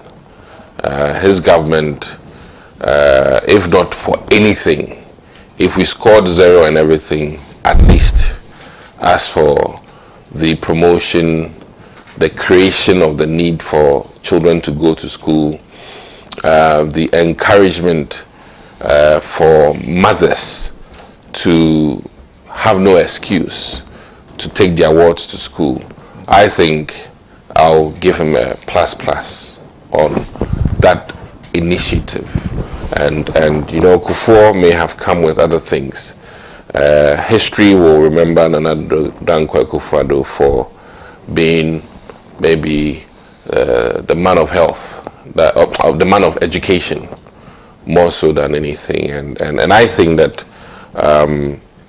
though admittedly there were huge challenges, and I always refer to Ken Oforiatta, who on City News stated clearly that he felt that the free SHS should have been graduated, or as in done for certain individuals and not a wholesale approach.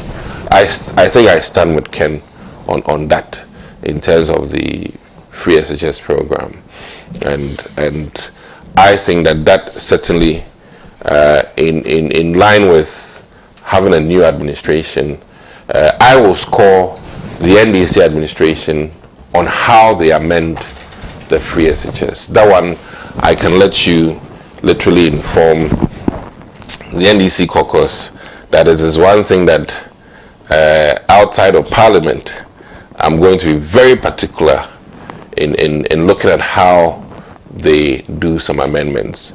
Without a doubt, it certainly needs review.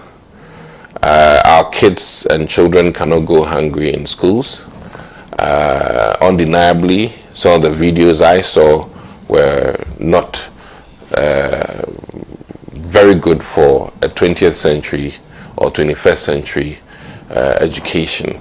And I think that whatever the Mahama Jane administration will be doing, I'm praying on behalf of many parents that we try as much as possible to put in place appropriate measures to improve on the dietary needs of our students, and also to encourage more to still go, and maybe I think some true cost in the free SHS ought to be borne by parents,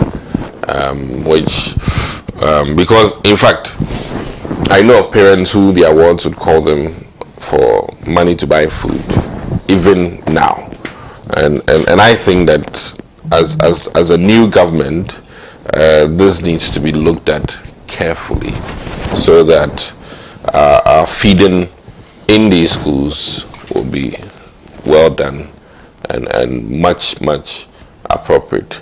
So these are, for me, the two things that I think I would really comment about largely. I've had my own personal qualms about our finances as a party.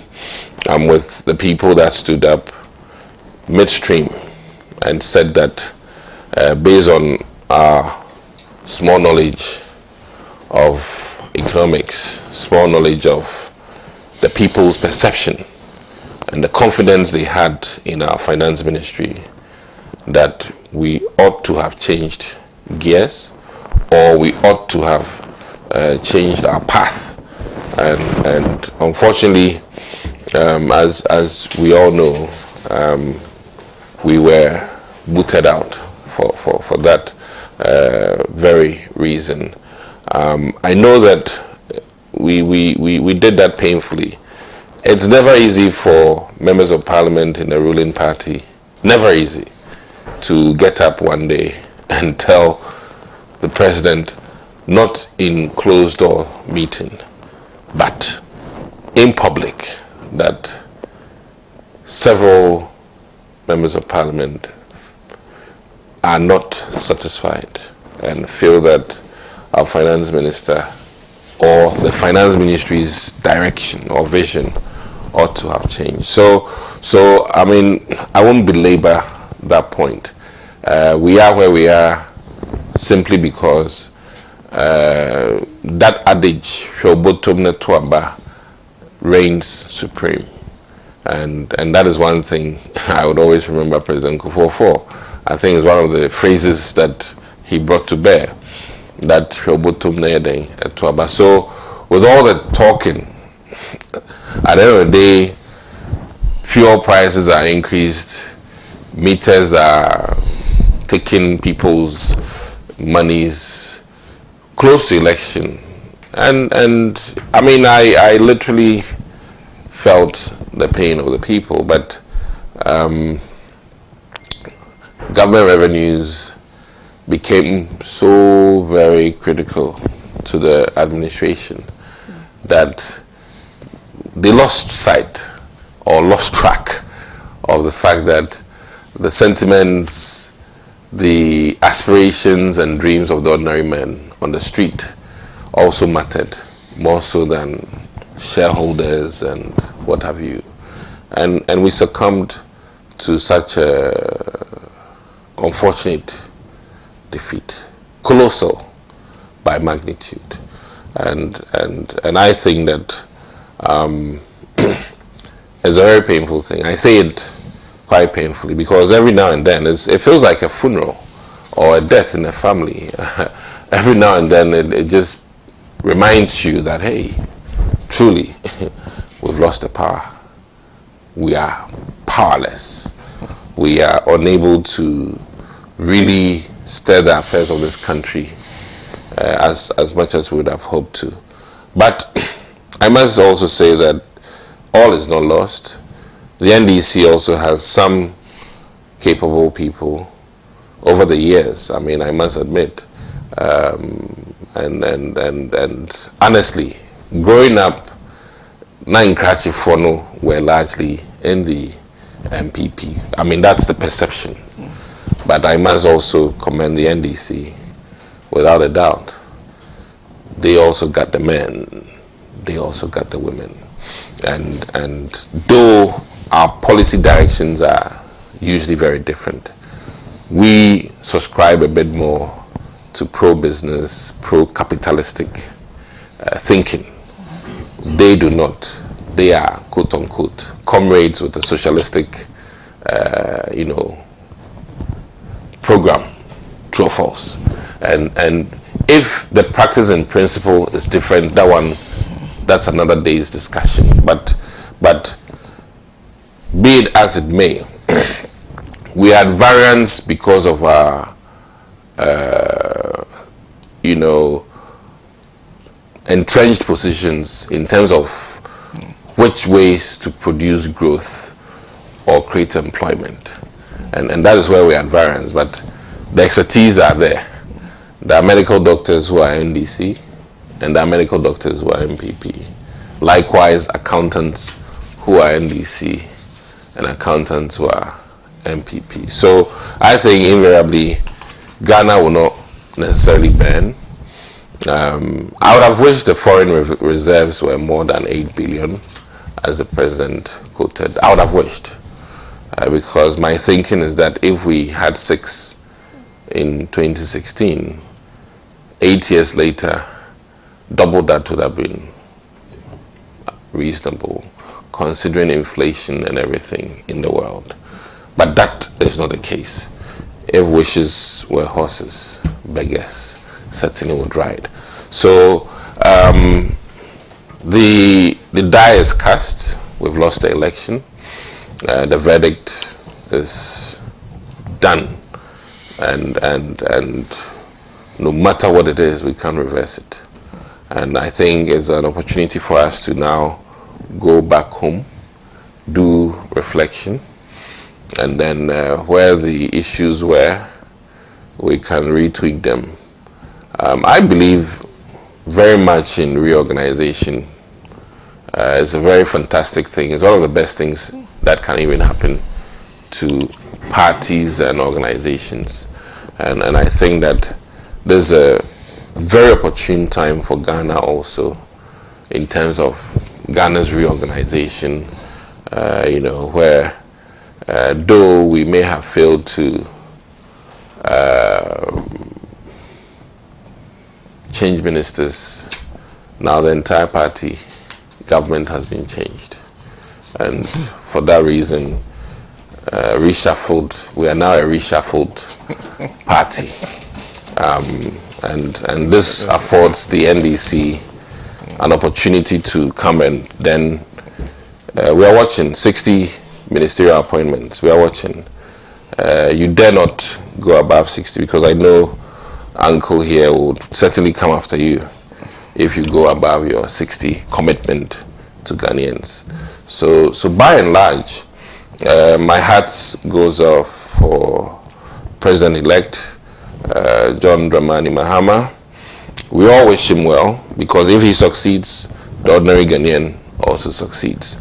And it even strengthens all of us, because then we know that our democracy is maturing.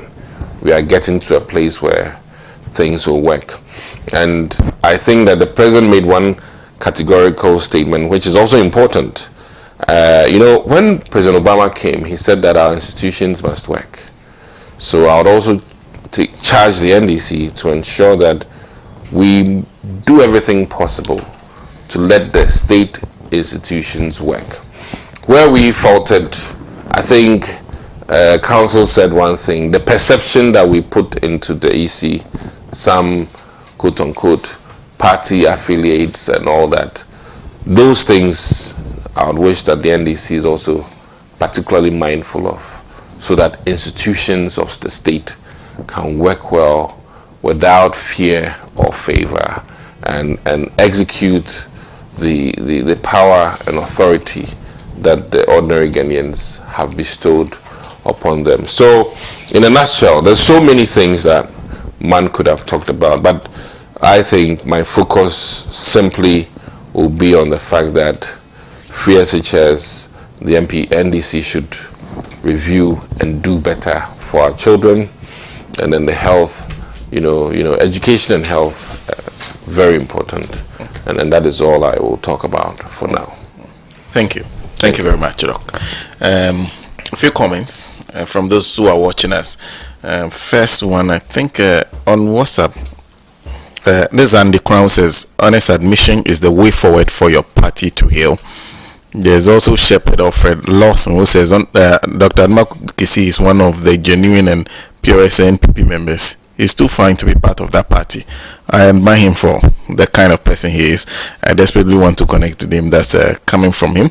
Yes, Kofi who says the doctor is so honest to the people of Ghana, to the extent that Akufo-Addo and Gabi Otreda could kick him out of parliament. I wish he would one day become why? Don't know what he intended to say, because you really did say that you suffered for actually demanded for. You said. I mean that's a fact. It's Yeah. not news. Yeah. The primary pursued the general election. It's not news. I mean, they managed to get rid of someone. it is what it is. I mean, at this point in time, he who is fallen fears no fall. And, I proffered it as one of the reasons that we lost for dissenting, from parties' standpoint. But, I think history now certainly will put us on the right side. And somehow, I don't want to be the one saying that we're vilified, but certainly based on the results of the pink sheet, it's quite clear that if we had changed the music a little bit, maybe the percentages would have been different. I'm not necessarily saying that we would have won, but the percentages would have been different. Okay. And yeah. Thank you. Yeah. He said they asked for a reshuffle of the government. The president refused. The Ghanaians have reshuffled the whole government away. That's an interesting thing to say. Did I say that? Well, this is a few comments. Yeah, one matter says Sena of the outgoing president exposed his true nature yesterday. How and why? He was the closest to his security guard who fell. The arrogant nature in him did not allow him to be humble and human enough to move to his aid, but looked on with a demeaning posture. And that's coming from him. Meanwhile, he was expecting the guard to lay down his life to protect him, Akufo-Addo. Spiritually, God was exposing him for lying to Ghanaian. That is Yao's comment. Thank you very much for the comment. There's Atiga Kwame who says, please, when you stay... Okay, thank you very much for Baba. There's some more. Certainly, we voted for change to rescue Ghana and retrieve all stolen funds and state assets from our slave masters. Akufo-Addo has done extensive harm to the nation, so the state must withhold all his privileges or ex gratia with his officials to atone for their loss. Again, Akufo-Addo and his officials have breached their oath of office to protect life and assets, so we cannot offer privileges to a group of nation wreckers who have caused irreparable damage to livelihoods, pensioners, banks, economy, as well as forest reserves and water bodies. Thank you for that one. This one coming from Sena. I thought, okay. Sami from Bubiashi. Thank you for the comment. This one says breaking news would burn for 3 years. Okay. Thank you for that. Albert Carlos says, from Wager says, I've been watching Mr. Adumaku for some time, especially on Metro TV. He doesn't speak as he is not partisan. Okay, thank you. Thank you, Albert, for sending that comment. There are more, says, please, what is the MPP saying about one district, one factory? If his party that lied to Ghanaians about it was able to do, that's the Agenda 111, was able to do only 3. Like he's saying for 8 years, why is he looking for 10 from NDC? I don't think that project has been in existence for 8 years, about the second term of the Nana Akufo-Addo administration. If you just join us, we are having a discussion on the State of the Nation's address, the last one delivered by President Akufo-Addo. Let's listen to Comrade Kwesi Pratt, Jr. Well, first of all, I'd like to do some capital clearing before I come to this very dramatic State of the Nation address. And the first thing I'd like to tackle is the framework within which the NDC and the MPP work and formulate policy. Now, clearly, the MPP has told us over and over again that their philosophy, the framework they use, is something called property owning democracy, which is extremely primitive. It's an extremely primitive form of capitalism. I mean, you know that capitalism has evolved over a period of time, and it is reforms revolutions, which has led to modern capitalism. And modern capitalism really carries the title of social democracy. Social democracy is not socialism. It's a variant of capitalism. It's a development. But capitalism in its most primitive form is what is known as property-owning democracy. And you might want to trace it back to the days where only those who owned landed property could vote in elections and participate in making decisions, about governance and so on. Now, if you take the history of political science, we are told, for example, that in ancient Greece, that was where democracy as we know it today started developing. But the Greek state had slaves. Slaves who had no rights whatsoever. And therefore the Greek state, in terms of today's definition, cannot qualify to be a democracy. Because society was stratified, along class lines, and not all the classes had rights, and so on. So, essentially, the National Democratic Congress has never claimed to be a socialist party. What it has claimed to be is that it's a social democratic party which is somehow, or can somehow be seen as an advanced form of capitalism. So both the NDC and the NPP are capitalist parties, excepting that one is very primitive and one has pretensions of modernity. You understand? So I think it's important to clear that. Now, having cleared that, there is something else that I think is important to clear. And it's this whole concept of development and how we achieve development. In this Fourth Republic, all the governments we have had exclude the mass of our people from the development process. So development is defined simply as borrowing money, usually huge amounts of money, by big men and women who constitute government, ministers and so on, get together and they borrow huge amounts of money. And then they bring in foreign contractors and consultants to do what they call development. So development is defined as overhead bridges, some roads, some hospitals, and so on. The people of Ghana are not involved in this process of development. They are not involved at all, at any level, in this process of development.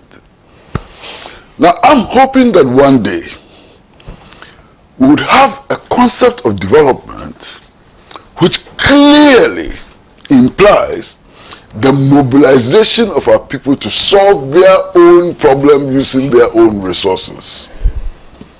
That, as far as I'm concerned, would be true development. So in terms of strategy, the two strategies look alike. The two strategies actually do not involve the mass mobilization of our people to resolve their own concrete problems of access to education, of improved health care, of better dietary conditions, and so on. And I hope that at some point this will change. Now, it's important to note that the State of the Nation address, as we saw yesterday, was so very full of drama. In fact, the dramatics dominated this address. And the first drama really has to do with the ADC of the president collapsing behind him. And it raises a number of important questions. First of all, it's important to find out what has happened to him. If he fell ill, has he recovered? And it's important to encourage his family and friends and so on, you know, to take very good care of him.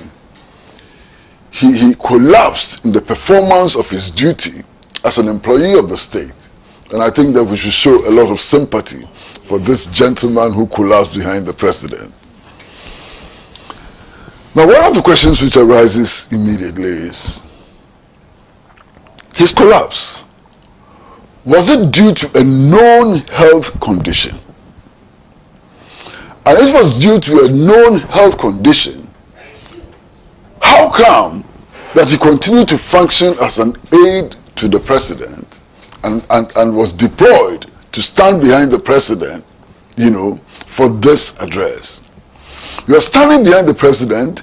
It's not just a show. It has so many implications.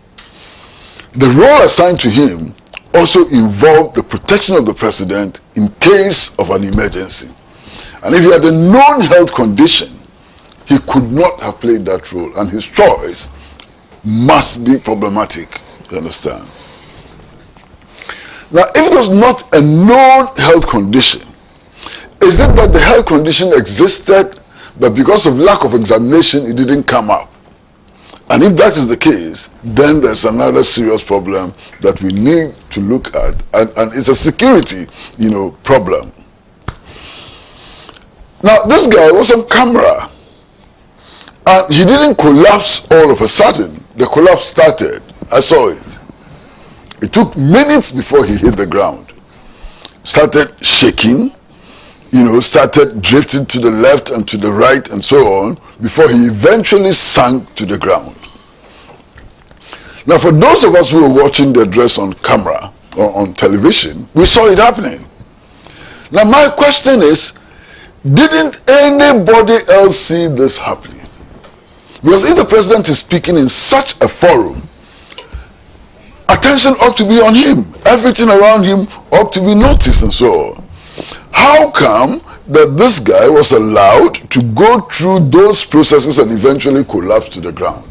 Somebody must have failed in his duty, you know, and I think it's an important issue, you understand. The other thing that hit me, you know, was the president's own reaction. It was so very surprising. Because I expect that there ought to be a certain bond between the president and his aide-de-camp. In fact, his very life depends on his aide-de-camp. And I was surprised that when this gentleman fell to the ground, the president did not appear to care. He didn't appear to care at all. He didn't go to his aid. I mean, people beyond the president had to rush to assist this gentleman. And that is a huge betrayal of an attitude which is most surprising. Because even people we don't know, if they collapse in public, our reaction is different. Now, there's an ADC to the president who collapses to the ground, and the president does not lift a finger to help him. So I'm standing there, I'm watching television, and I'm saying, what is this? Isn't the president's general attitude to people around him? And indeed, if it is general attitude to people around him, then indeed, it's a huge statement. Then indeed, we must not be surprised at the performance of his administration. So this collapse of his ADC has become, you know, emblematic, and so on. For many people, they may see it as a very small thing and so on, but for me, it's not small. It betrays character. It shows us so many things about the president and his attitude to the people he works with and the people he's supposed to be working for. So for me, that was important. The show of the day, really, the show of the day, was the statement made by the deputy minority leader, That was the major statement of the day. And it gained more attention than the president's State of the Nation address, even though it lasted for only 3.5 minutes. I mean, the craftsmanship was excellent. You understand?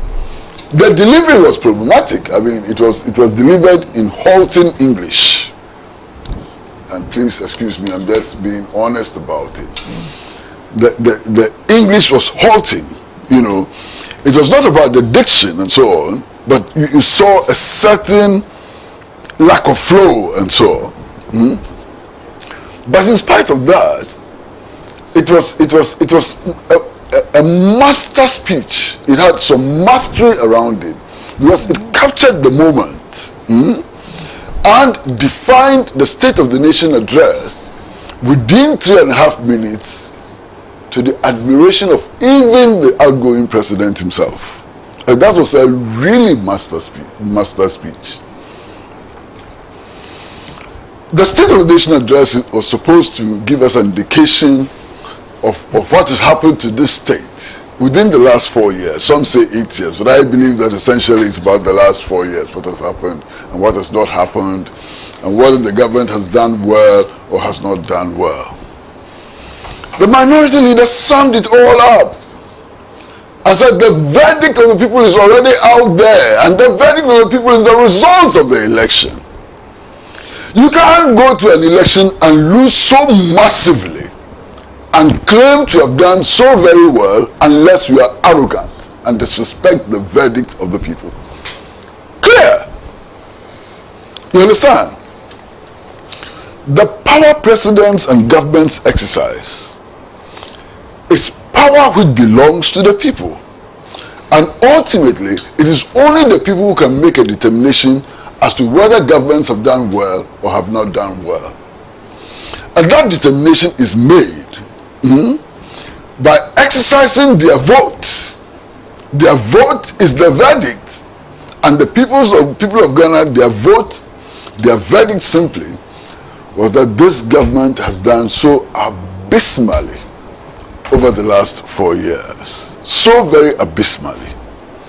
I mean, count the number of seats that the New Patriotic Party has lost. And even the seats that it won, the margins were reduced.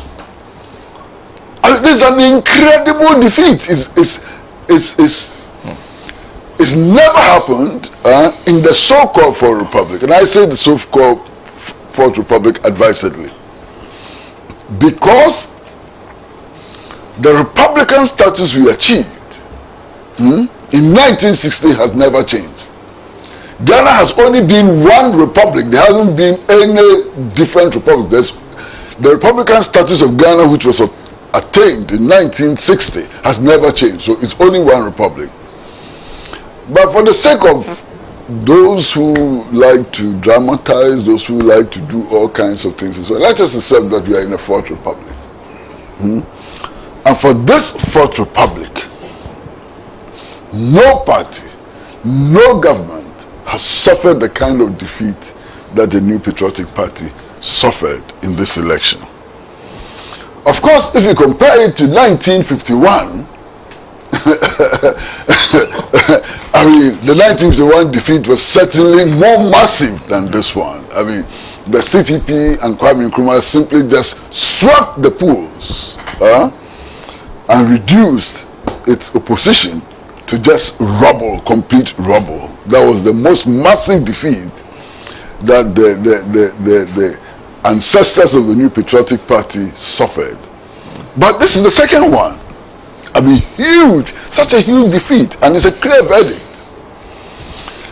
Now, when I saw the president standing before Parliament, and obviously without any sense of remorse or regret, and telling us how so well his government has done and so on, I was wondering whether he really understood the results of the elections, whether the results of the elections had made any impact on him.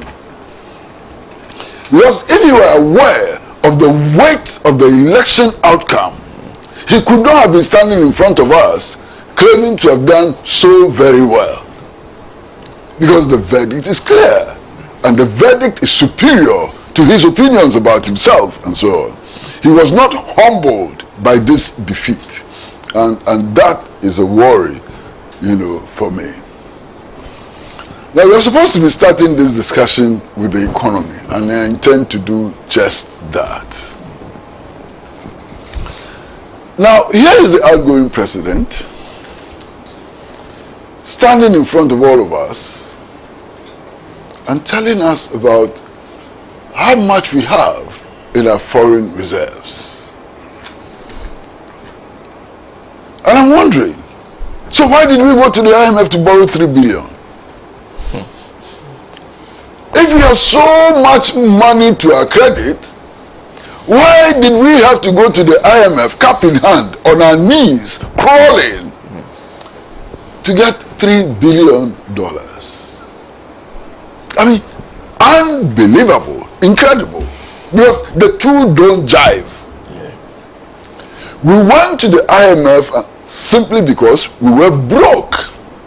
We couldn't meet our financial obligations. So that reserve is useless. The talk about that reserve, whether it exists or not, is useless. It is not enough to help us out of our crisis, and that is why we went to the IMF. We couldn't have gone to the IMF if we had so much riches, if we had so much in reserve, and so on. We could not have gone to the IMF. It wouldn't have made sense to go to the IMF. So simply going to the IMF to beg for a relief of $3 billion shows clearly that the president did not know what he was talking about. Clear. You don't need to do any other analysis and so on. Clearly, the president was lost. He did not understand what he was talking, about. Now, in discussing the economy, the president threw many figures at us. Many figures at us. And I've always said that any government which looks at statistical averages and bases its success and failure on statistical averages is lost. Because there's a way in which these statistical averages tell us nothing about the state of our people. Nothing. You see, the gross domestic product, what does it really mean in real terms? It's an aggregation. You understand? It's an aggregation. And if you strip it down, you may find that what goes into the determination of the gross domestic product may simply be foreign-owned interest and not Ghanaian. It all adds up. Per capita income. When they say that the per capita income has risen, what does it really mean?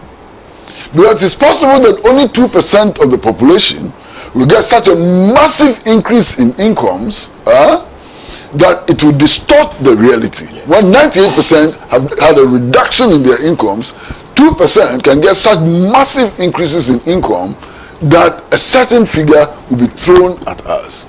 So these statistical averages really do not help us much in determining where our people are with regards to the state of the national economy and so on. So I agree with Honorable Member of Parliament for Anas Sowutuom. I think he has a few days more to be Honorable Member of Parliament. Please accept my condolence. I really am sad about how you were handed out of office, simply by being principled. So you have my sympathies, you have my condolences. But you see, the point I'm making, and which is a point that you make very, very well, and is a principle which we might describe as the Kufuor principle. And the Kufuor principle is that in talking about the economy and so on, forget GDP, forget per capita income, forget gross national income and so on, and simply put your hand in your pocket. You understand? When you put your hand in your pocket, you can determine the state of the economy in your own pocket. When you go to the market, and one piece of okra is selling for 10 cedis, you know the state of the economy.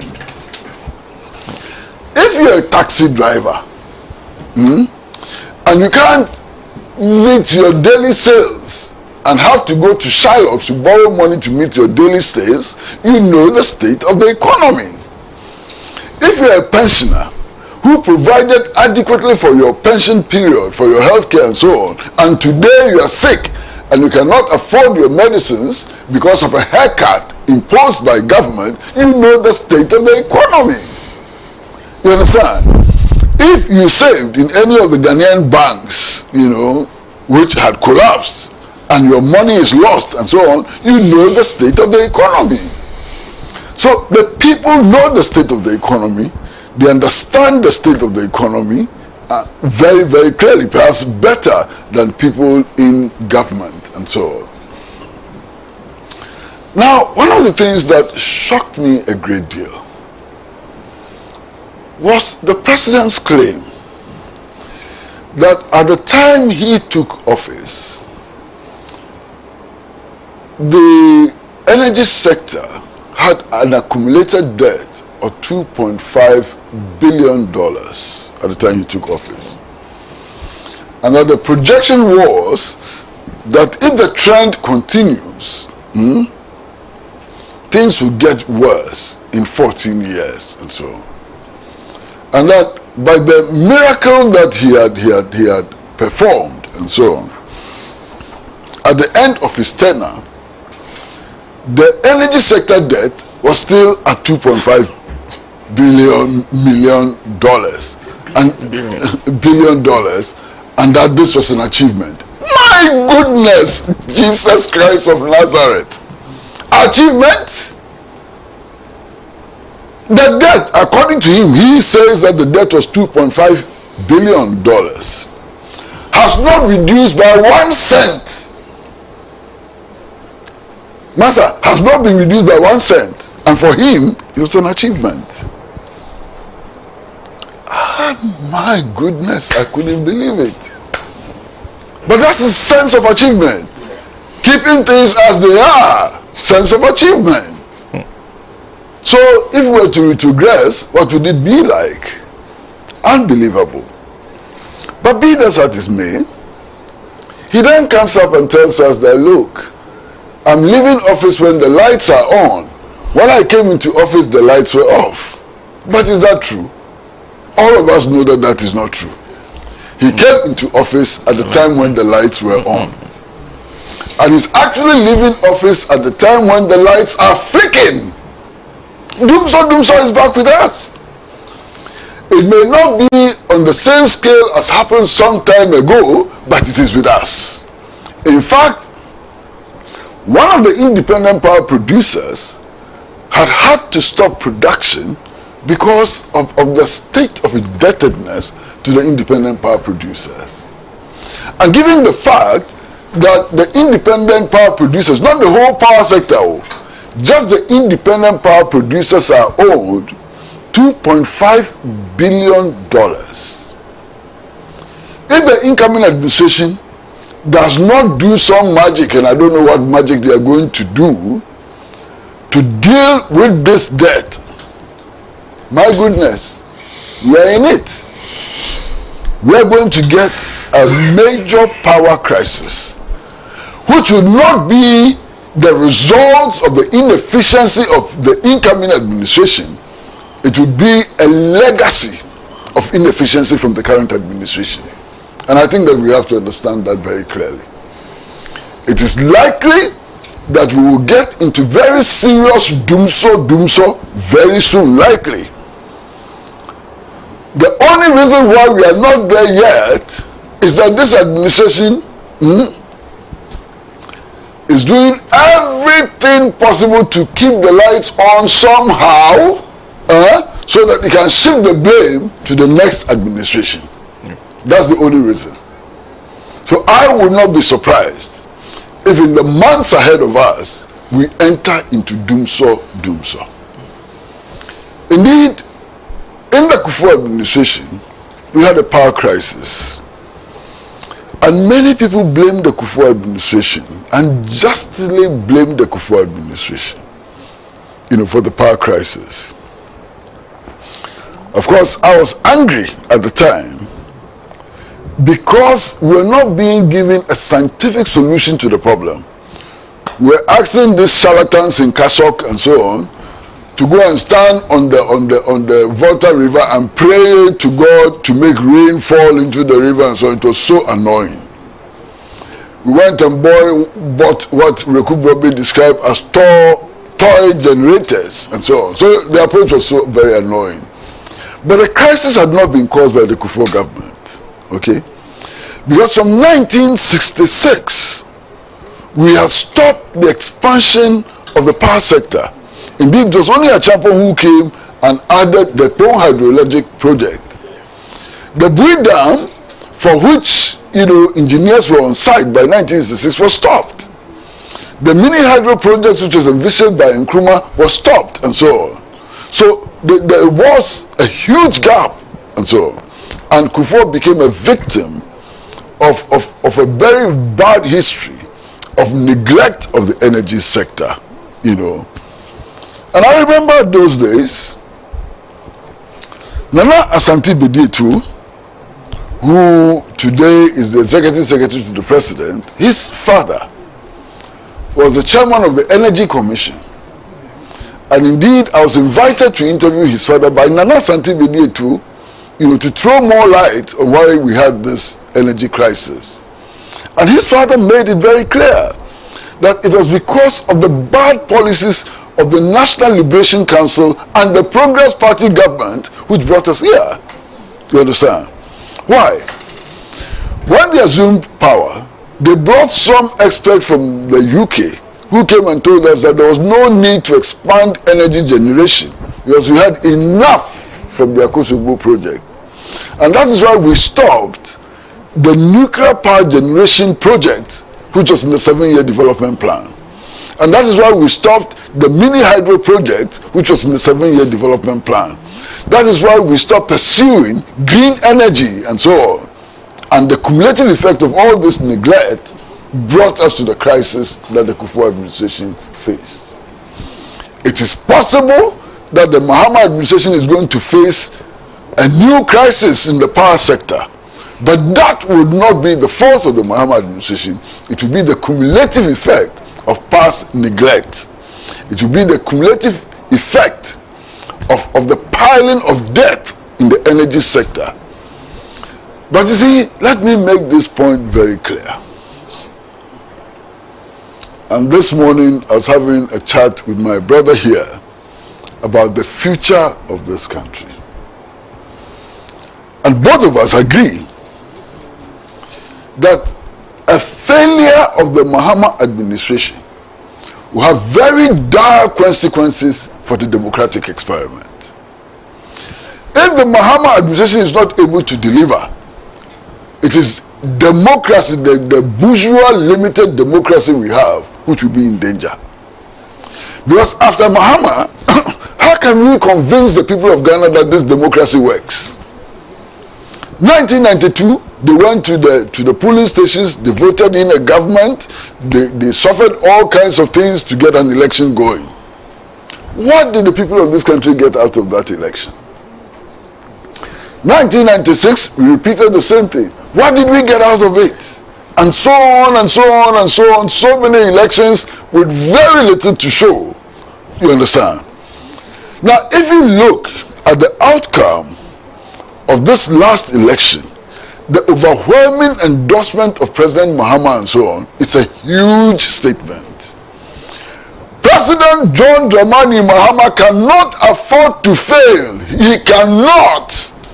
Even if he wants to fail, he must not be allowed to fail, because the consequences will be for all of us. The Mahama administration has to succeed. By any means possible and legitimate, it has to succeed. Because if it doesn't succeed, the agenda for resetting will kick in. And that agenda for resetting would not necessarily follow these bourgeois democratic lines. We may have a revolution on our hands. We may have a coup d'etat on our hands. The options are scary. And that is why it is important for the Mahama administration to succeed. And that is why, even though the energy crisis will not be the creation of the Mahama administration, the Mahama administration has to find every way and any way to resolve it so that it doesn't become a crisis. Because without the supply of reliable energy, this whole talk about 24-hour economy is useless. Master, it will be useless. How can you have a 24-hour economy when you don't have lights? So, dealing with this energy crisis is absolutely important, and it is one area where there ought to be a concentration, of minds, of energy, and so on, of mass mobilization and so on. We need to find a solution as Ghanaian people to these hydra-headed, problems and so on. Now, the NDC has promised to do something in the first 120 days of its administration. And if I'm not mistaken, it includes a national dialogue on how to deal with the economy. I do hope that it will be a true national dialogue and not anything which is contrived. It has to be a true national dialogue. And the outcome ought to be different from all those dialogues you have seen in the past. Because those dialogues we have seen in the past ended up with us crawling before the IMF and the World Bank. We have been there 18 times already. We haven't seen any progress. Going there the 19th time will be simply insane. Because the solution to economic problems and so on does not come from there. You understand? One of the problems we want to solve as Ghanaians is the unemployment problem. But anytime you go to the IMF and the World Bank, what solution do they give you? Don't employ people, freeze employment in the public sector. How do you solve the unemployment problem by freezing employment? It doesn't make sense. So our leaders should stop wasting our time trooping into the IMF and the World Bank anytime there's a crisis here and begging on their bellies, crawling on their bellies for solution, because it doesn't work. And I don't see either renegotiation with the IMF or whatever as a solution to the concrete problem that confronts the Ghanaian economy. We must think outside the box. We must do something new. We must learn from the alliance of Sahel states. Please learn something from them. Niger, before the coup d'etat, was classified as one of the 3 poorest countries in the world. In a matter of 1 year, Niger has become the fastest growing economy in the world. What did they do? Learn from it. Don't behave like Nana Akufo-Addo, who is going for French assistance to go and topple Chiani in Niger. Don't behave like Nana Akufo-Addo. Be wise. Learn from them. What did they do to become the fastest growing economy in the world? And all they did is to take control of their uranium resources and other resources. Change the dynamics around it so that they can earn more from the same resources, from the exploitation of the same resources. We can do that here. Can you imagine that today Ghana is the leading producer of gold in Africa? The leading producer of gold in Africa. I think the 5th in the world and so on. And we don't have a gold marketing mechanism in our country. Our gold is marketed from outside our country. It's crazy. It doesn't make sense. Let's learn from Botswana. You know how just establishing a diamond marketing infrastructure in Botswana has changed the Botswana economy. Because the traders come, they bring money into your country, They stay in hotels, they eat in your country, they hire vehicles in your country and so on. They do so many other things that stimulate economic growth. So let's sell our gold in Ghana. Let's get what they call the ASEA stamp. You know what the ASEA stamp is? The stamp of authority, the stamp which verifies the standards of your gold and so on. Let's get an ASEA stamp. Let's establish a marketing mechanism in Ghana for our gold. That alone will bring tremendous changes in the economy. Why? A lot of Ghanaian gold ends up in Dubai and is turned into jewelry. What jewelry? Bracelets and earrings and so on. The local Ghanaian blacksmith. Why is the local Ghanaian blacksmith or the goldsmith in the chain of production? This is not rocket science. This is just common sense. You don't have to go to school. You don't have to go to Kenufurata school to know this. As a matter of fact, those who go to Kenufurata school don't know this. You understand? So let's develop a thriving industry based on the manufacture of things that Dubai has taken the lead in. We are better placed to produce gold ornaments than Dubai. Let's begin it now. It doesn't take rocket science to do it. It doesn't take any huge investment to do it. Let's do it now, and it will add, to our economic prosperity and so on. We can do it. Let's do it. In fact, free SHS, that's one topic which simply just makes me sick. Sick. First of all, the lies about it. Look, the idea of free education is not novel. It's not an NPP idea. That idea came after independence, immediately after independence. The government had a program of making all facets of education free and compulsory and so on. The Nkrumah government. Look at the accelerated development when the Nkrumah government established the Ghana Education Trust under Kojobo Tio and so on. So that is the history, it's not new.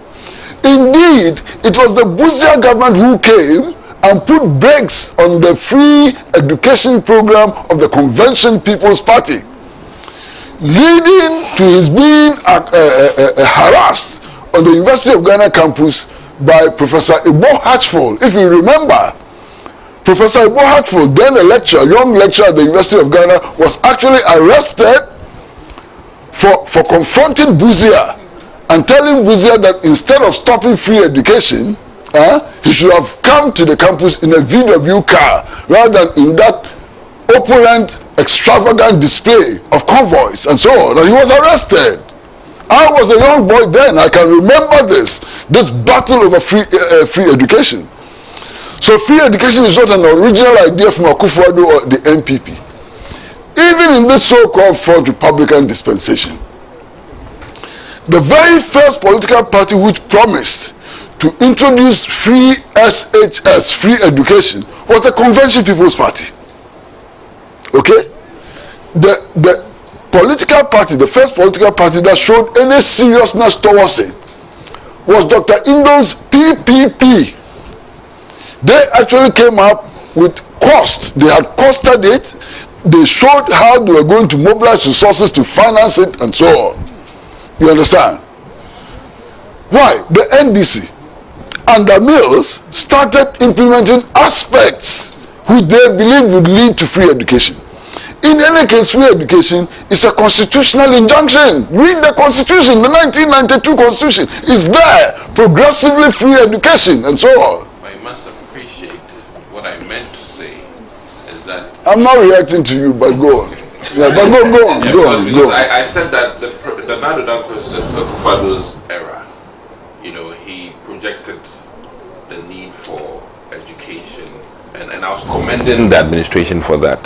So, I mean, and as today you're even talking about it, it being a topic of discussion as part of our country's development is even, I mean, for me, I'm happy about that. If we're in a country where even education is not discussed, then it will not make it into policy for it to be implemented. So, you know, in as much as many had been done before Nana Addo Dankwa Akufo-Addo's time, whether money for value or not, the quantum of monies that were assigned to free SHS quite huge. Quite huge. Honorable member. No, I said whether money for value or value for money. How does it go? Value for money. No matter how. But honorable member of parliament, I'm really wondering why you have dragged yourself into this, because it's totally unnecessary. Carry on. Carry on. First of all, I know that you know that this is not the first time in our lives that educational policy is being debated as a public issue. Agreed. And you cannot make that statement. Agreed. I recall even in the Kufuor era and in the Mills era, there was a huge discussion about the content of education, whether to make it 3 years or 4 years. Correct. And so on. Correct. I remember in 1969, the arguments about free education and how Buzia insisted that we could not have free education and so on. So it is not true that this is the first time that this debate has been intensified or has come about and so on. It cannot be true. You know it. It would always be there. So why do you do this to yourself? It would always be there. Don't do this to yourself. You are a very fine man. Master, you are a very fine man, and keep your reputation. Don't harm it with these interjections. You understand? But you see, be that as it may, I was amazed immediately after the election that heads of assisted secondary schools actually came out with their grievances about the implementation of free SHS. And I was wondering, so these last 8 years, where were they? Silence. Why didn't they come up with all these grievances? And I was reminded that if you cough, make a mistake and cough about free SHS, you are lucky if you are transferred. They were actually bullied into keeping silent over a program they were implementing. I mean, that's an aspect of the free SHS program we cannot overlook. You know, the deliberate attempt to cower people into silence, to stop a rigorous debate about the quality of the program and how to improve it and so on. It's part of that legacy that we must look at. Part of that legacy is simply the fact that in the last elections, the MPP said anybody who talks about review is talking about taboo. It became a taboo to talk about review. Now, if you have a policy which cannot be reviewed, which cannot be assessed from time to time, how can that policy be good? You understand? How can that policy be good? And you insisted it should never be reviewed. Anybody who talks about review will abandon it and so on. That's part of the mindset around the free SHS program, which has to give way. And in any case, we're talking about free SHS. And the whole rationale is to make education accessible to the less fortunate, to the less privileged, and so on. I don't have to say it. You know, everybody knows the truth. Today, still, if you go to the rural communities and so on, what passes for schools is shocking. What passes for schools is shocking. People lying on their bellies, you know, schools without teachers, and so on. The misery of the students, it's mind-blowing. So there's still a lot of scope for improvement in our educational standards. Even the content of education. Even the content of education. And some of the textbooks which are being used in our schools will tend to make the students illiterate. You understand? Textbooks in our schools which glorify Dankwa and Buzia and so on, which plays down on our Republican status and so on, that's an abomination. So it's not just about making it free, it's about what we are teaching them. And history is an important subject for any country which wants to make advances. We all talk about the advances which have been made in China. China is one country which does not play with its history. Its history is part of its industrial development program. Its history is embedded in educational institutions and so on. China teaches us the value of history. This free SHS system downplays history, which is a major problem with the educational system. And I think that we need to change that curriculum. Now, besides that, and all of us know, the quality of feeding is a problem. I mean, if you're feeding students with expired food, we are killing them. We are not giving them education. It's murder, slow murder, expired products. What does that mean? So that whole arrangement ought to change. When I hear about the buffer stock company complaining about its indebtedness to suppliers of food for schools and so on, it's a dent on the educational system. I mean, the traffic light system that we introduced is not healthy for education. And we had a period where children stayed more at home than in schools because the facilities were simply not available and so on. That's worrying. That ought to change. So this whole free SHS system ought to be reviewed. Massive review of the system in order to make it, serve the purpose for which it was instituted. It's a necessity. We have to do it at any cost and every cost, with a view to improving, first and foremost, access, second, quality, and making education relevant to all aspects of the national development effort. We have to do that. It appears that not much thought went into these educational reforms. And I was amazed. I mean, look, there's one person I've come to respect so much throughout my life, because he himself has made a major contribution to Ghana's development, and he himself has been an inspiration for many of us. He taught us how to think.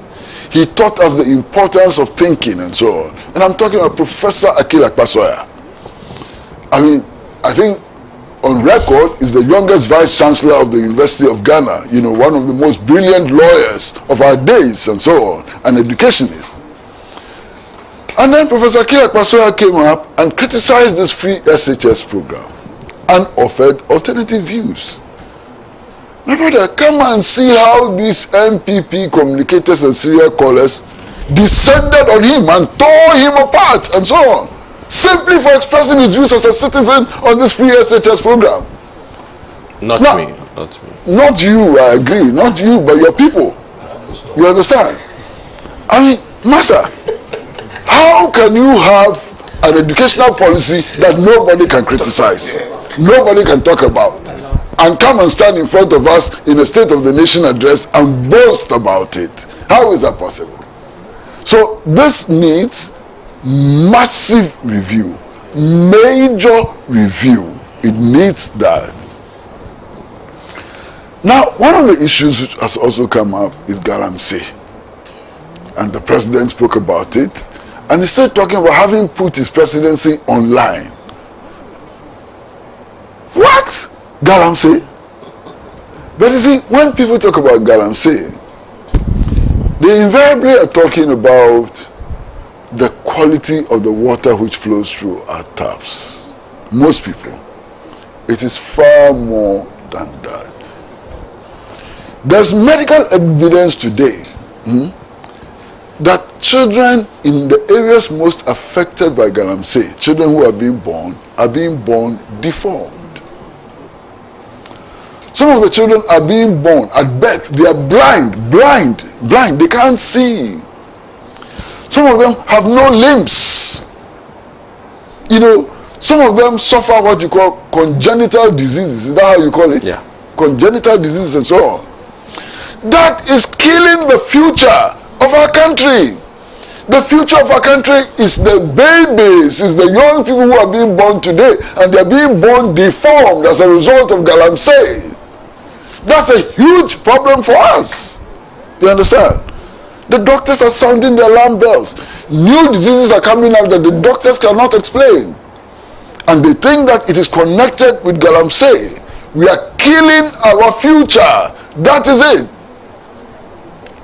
This year, the statistics indicate that cocoa production has actually dropped over a period by about 50%.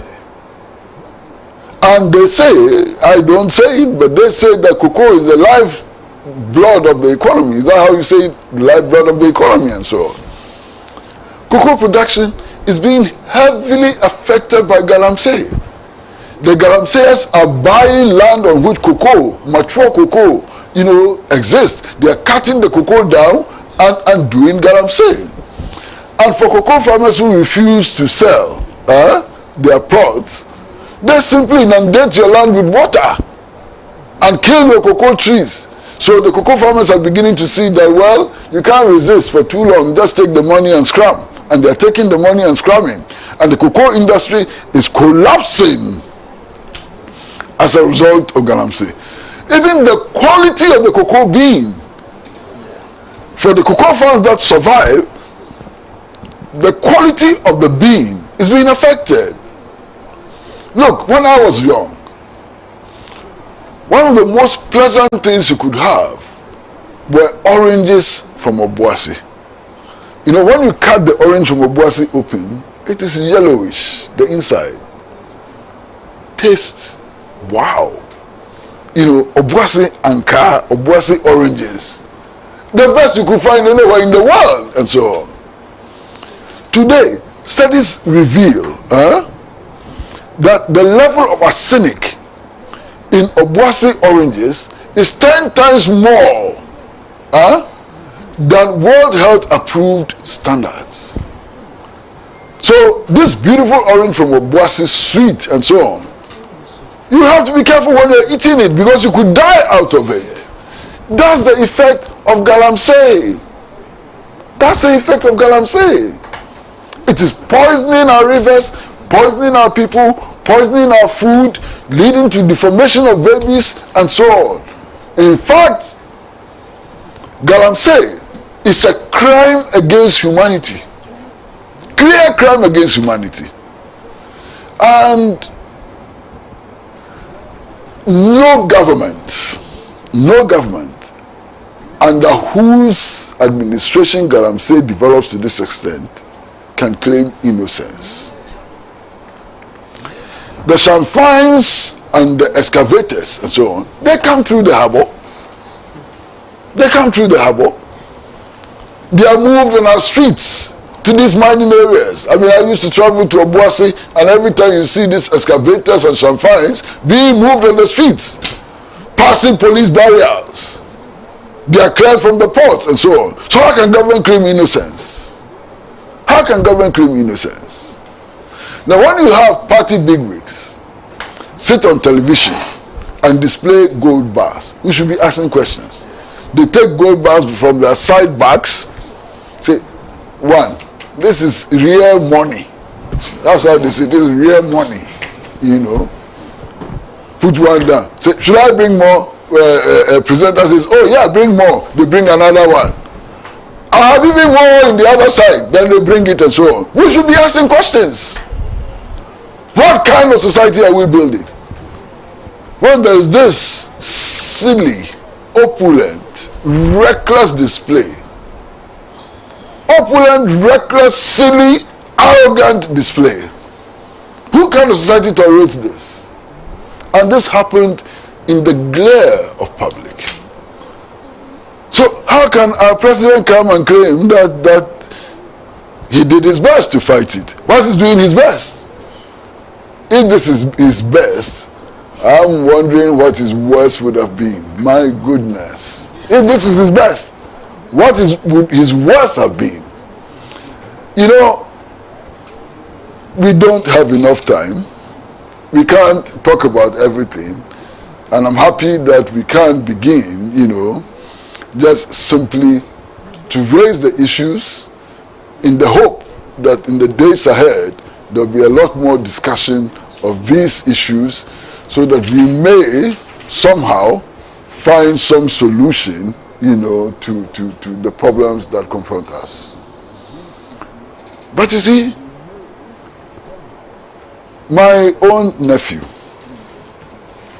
Honorable Afenyo Makin, spoke after the delivery of the State of the Nation address. And really, I was wondering, Honorable, you were in the House. Yes. And warning us that you will see the true nature of the NDC and so on. But we've seen the NDC before. The NDC was in power from 1992 all the way up to the year 2000. NDC came back in power 2008, 2009. We saw them. So what is it about the NDC that we haven't seen? When the people of Ghana voted on the last December 7th, they knew what they were voting for. They were clear what they were voting for. They had no illusions. So please, Honorable Afenyo Makin, please stop that. You know, it won't change anything and so on. But look, the NDC made promises in that election. And some of it featured in the State of the Nation address. I would like to warn, and I mean warn, right now, that those promises must be kept. Very serious attempts must be made to keep those promises. And you see, the leaders of the NDC, the president-elect, and the people he's going to come into office with must understand one thing. That the people of Ghana did not vote for them because they are so handsome and exceptional and so beautiful and so on. In fact, when people were casting their ballots, they were casting it for themselves and not for external bodies. People voted because they are hungry. They want to solve their hunger. They voted for Mahama not just because Mahama is a tall, handsome man and so on. They voted for him because they live in flood-prone areas. They want to end that phenomenon where every time it rains, they have to go into asylum. They want to end that. They were voting for themselves. People voted for themselves because they cannot afford a bowl of kenke at 5 cities. So this attitude of thinking that, look, they have captured the country belongs to them and so on, must end today. It must end before the NDC assumes office. The NDC must understand that power is about the people, is for the people, and must be exercised in the interest of the people. Finished. No more. And it is within this context that it is important to emphasize that the NDC must keep its promises. We were promised that President Mahama would have a government of not more than 60 ministers. Do you know what that means? It means that actually it can be 40, it can be 30, it can be 59. Which is the parliament? No, but what it really means is that it cannot exceed 60. So if that exceeds 60 by quarter, not one, quarter, they have questions to answer. They have breached our trust. Exactly, my brother. They have questions to answer. You see, and I'm hearing some people in the NDC saying that, oh, indeed, if he comes up with 61 or 62, even 65, it can be excused. There will be no excuse. They should take your word for it. Our limit was 60, and it has to be 60. Yes, and I am guided by that. And now the whole country is guided by that. The upper limit is 60. Every minister is minister. Deputies. I don't mind. 60. Master, in fact, I'll be happy if it's less than 60. Impossible. But if he makes 60, well, that's what he promised us we will do with it. And you know why some people are saying that, oh, even if it's 65, it doesn't matter? Because they are counting themselves in. They want to create more space so that they can also top ministers some more. No. Who the hell do you think you are? You think that we went to this election because you want to be minister? There is nobody who has a right to become minister. There is nobody in the NDC or outside the NDC who has a right or privilege to any position. The positions are there because we want to solve the concrete problems of this country. It's not because we want to make you big men and women and so on. We don't care about you. So 60. Maximum. Don't just say 60. Say 60 maximum. Upper limit. Upper limit 60. We are not coming down. Closed. Matter finished. It is finished. You understand? It is finished. And I pity President John Dramani Mahama. I can imagine the number of CVs which are pouring on his decks as we speak. I can imagine what is happening to him. And you know, one thing that shocked me, when I saw directives from some party chiefs to constituency and so on, asking them to nominate ambassadors and ministers and so on, I said, what the hell is this? Yes, President Mahama was elected on the ticket of a party. But he is not a party chairman or he's not a party spokesperson. He's president of the Republic of Ghana and he should be allowed to do his work. I think that was with Trump. It shouldn't have happened in the first place at all. President Mahama should be allowed to do his work. Allow him to do his work. All this unnecessary pressure on him because people want privileges for themselves and so on must end now. And the cadence of the NDC, if you want to go to opposition in 4 years, encourage this stupidity. You must stand up against your leaders who are worrying President Mahama, who are making it impossible for him to think through his project. Those leaders are your enemies. They don't want you to come back to power in 4 years. The way they have started, they are sowing the seeds for your defeat. Why? Everybody wants to be minister. How? How is that possible? How is that possible? We won the election. Only 60 people can become ministers. Finish. You understand? Only, and he has a huge tax. You know, regional ministers alone are 16. If he goes by the current regional. Yes, he has to. He can't change it. He has to. They alone are 16. If he gives them ministers, deputies, that's 32 already. If he doesn't give them deputies, that is 16. And, Master, I've had the privilege, I've been a very privileged chap, you know, of working in the civil and public service. I actually worked in 2 ministries. As a PR man for 2 ministries. I worked in the Ministry of Youth and Sports. I worked in the Ministry of Fuel and Power and so on. And I know the value of ministers, what they actually do. Very few ministers do anything. No, I'm telling you.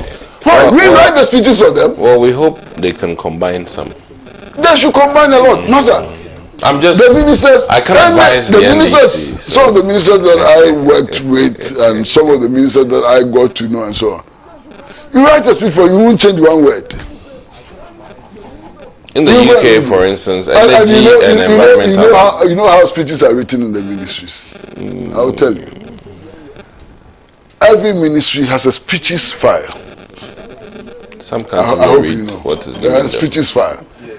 So when there's an occasion, the speech writers we go through the speeches file and we see a similar occasion and you dig up the speech and you clean it up and give it to the minister. He will go and read it.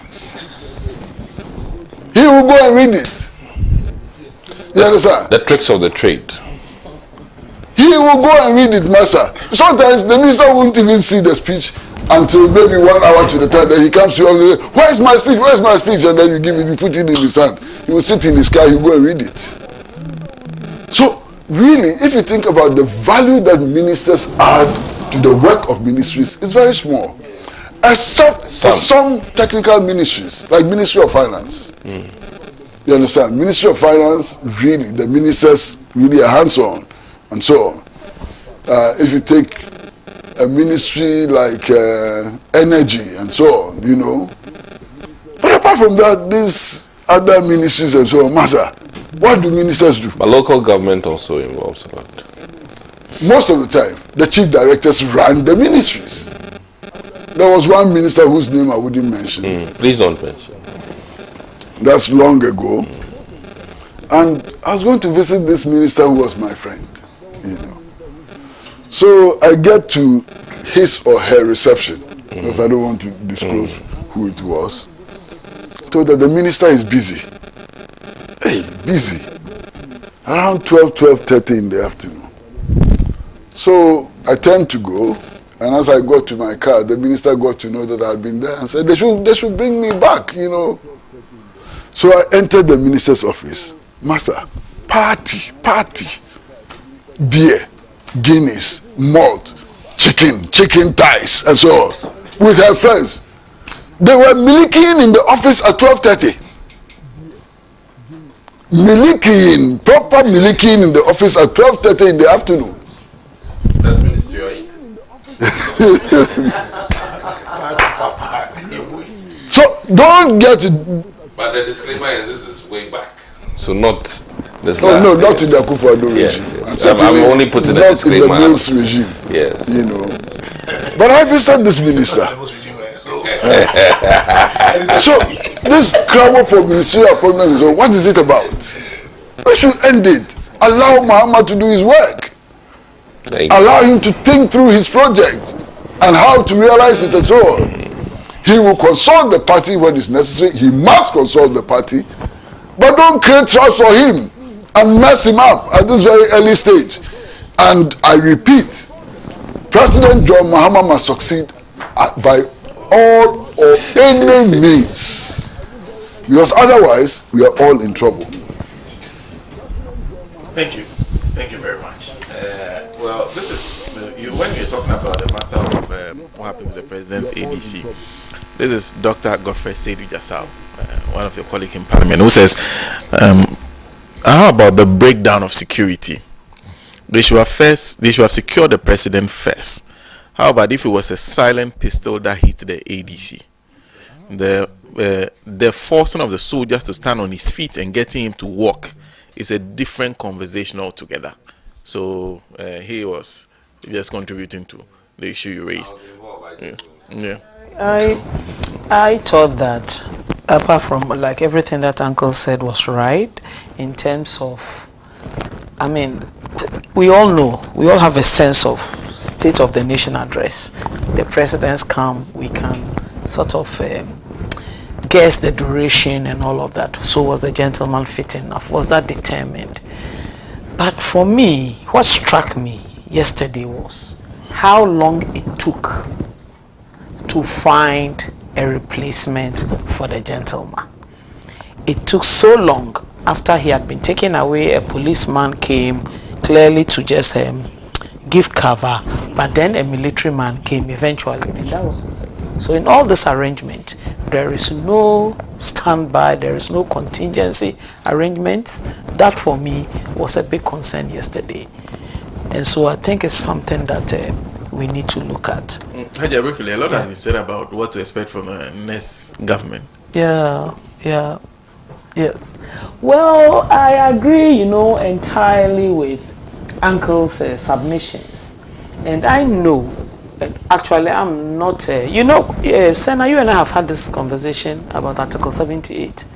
I am not in favor of that particular provision in the Constitution. For me, it also has a way of tying the president's hands.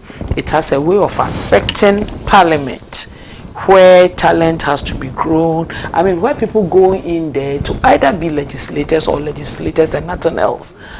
Many people go into Parliament just so they can catch the eye of the executive, use it as a stumbling block to ministerial appointments. And I think that is not helping. Parliament by its structure is supposed to provide oversight on the executive. So now, if members of Parliament are in the executive, what is the extent of the oversight that Parliament can provide? I want to see, and I heard the president in the Sena said yesterday that yes, there have been views and requests for a review of the constitution. He thinks the constitution has served this country well, and so any attempt to review it must be done cautiously. I agree with him, but there are certain provisions in the constitution, and for me, Article 78 is my concern. I think that because at the end of the day, when people want to be ministers, people want to be government appointees, they have a way of working within their party systems to sort of put themselves in positions. Any president, any candidate who gets elected as president, I'm sure within the 4-year or 8-year campaigning period to become, if you haven't identified people who are suitable for certain positions, then maybe there's a problem. I'm sure by now the president has his own ideas about who is going where and who should be doing what, so that all this juggling and fighting over positions should curtail. And if you take parliament, the provision out of it, that frees the president's hands to be able to nominate the 60 appointees with ease, than when he has to look at parliament, look at party, look at the generality of the Ghanaian society. As Uncle said, he's president for Ghana, he's not president for the NDC. And so he's going to work for Ghana and he's going to work with Ghanaians. So I think that in terms of that, the president-elect, I'm sure, knows where he's going with that. And so I won't want to delve into what happened. But in terms of the promises that were made and why Ghanaians voted, yes, that's very important. Just because many people, many Ghanaians voted, I think the motivation to vote in this election was first of all to get rid of the MPP arrangement. People looked at their own circumstances. People looked at where Ghana was going and they didn't like it. So secondary was probably the promises that came with the campaign, which I believe President Mahama will be able, because I know a lot of work went into drafting. The manifesto just didn't happen. He took a tour across the country, spoke with Ghanaians, gathered their views and thoughts, saw at first hand what the developmental challenges were for this country, and then formed the manifesto, various committees to put together the manifesto. And so it's a manifesto that speaks to the real issues of this country, the real challenges of this country. And I want to believe that he's going to make every effort to try and meet those aspirations and expectations of Ghanaians. I'm very positive about that. Our time is up anyway. Lawyer, thank you. Thank you very much. Lawyer and Rapia Dankwa. And of course, Haja. Thank you. Nice to see you. Haja Zuwera. Ibrahim Mohammed is member of parliament for Salaga South, and of course, Comrade Kwesi Pratt Jr., who is General Secretary of Socialist Movement of Ghana. A reminder that we will all be watching. And like I said, Dr. Dixon Adumakokisi is outgoing member of parliament for Anyaso Utum. He will not be in the 9th parliament, but hopefully we'll get to see him more on the mother of all talk shows, Alhaji and Alhaji. A big thank you to our affiliate stations across the country, and of course a big thank you to Radio Gold 90.5 FM. We're live on Pan-African Television YouTube and Pan-African Television on Facebook.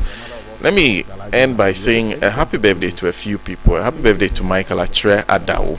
Happy birthday to Jibril Agbesi Hamen, who also celebrates his birthday today. And today is also the birthday of Council Kuduzal Kudus, and happy birthday to George Kojo Ahonto. And of course, today is also the birthday of Malik Basim Tali, who is the Deputy National Communications Officer of the National Democratic Congress. Happy birthday to you, Malik. We're back same time next week with another edition of the show. Do make time and enjoy the rest of your weekend. Have a fruitful week. We'll see you next Saturday.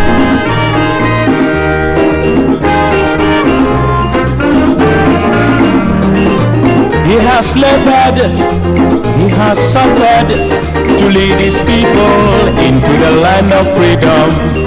He is the Redeemer.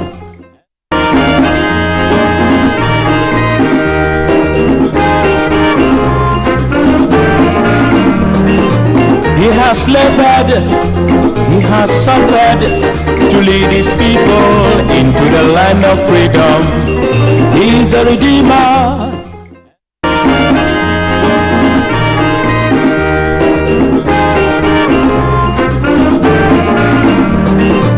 He has labored, he has suffered to lead his people into the land of freedom. He is the Redeemer.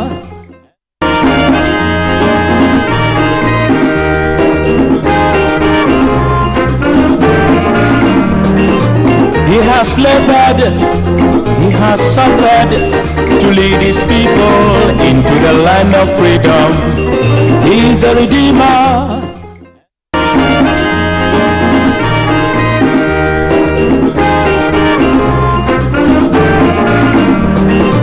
He has labored, he has suffered to lead his people into the land of freedom. He is the Redeemer.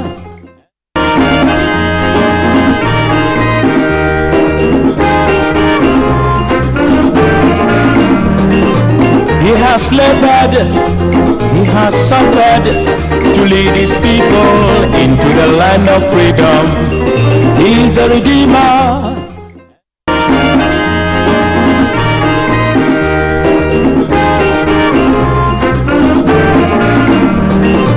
He has labored, he has suffered to lead his people into the land of freedom.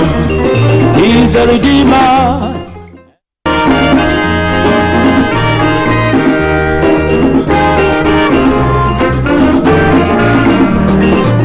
He has labored, he has suffered to lead his people into the land of freedom. He is the Redeemer.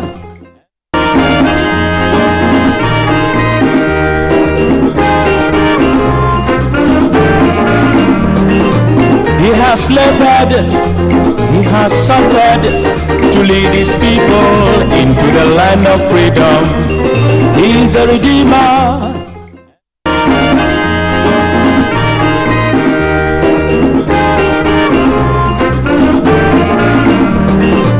He has labored, he has suffered to lead his people into the land of freedom.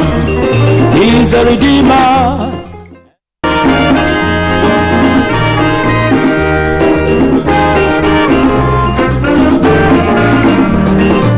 He has labored, he has suffered to lead his people into the land of freedom. He is the Redeemer.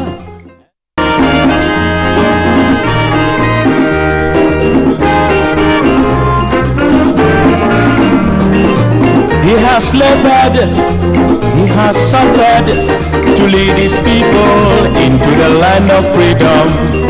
He is the Redeemer.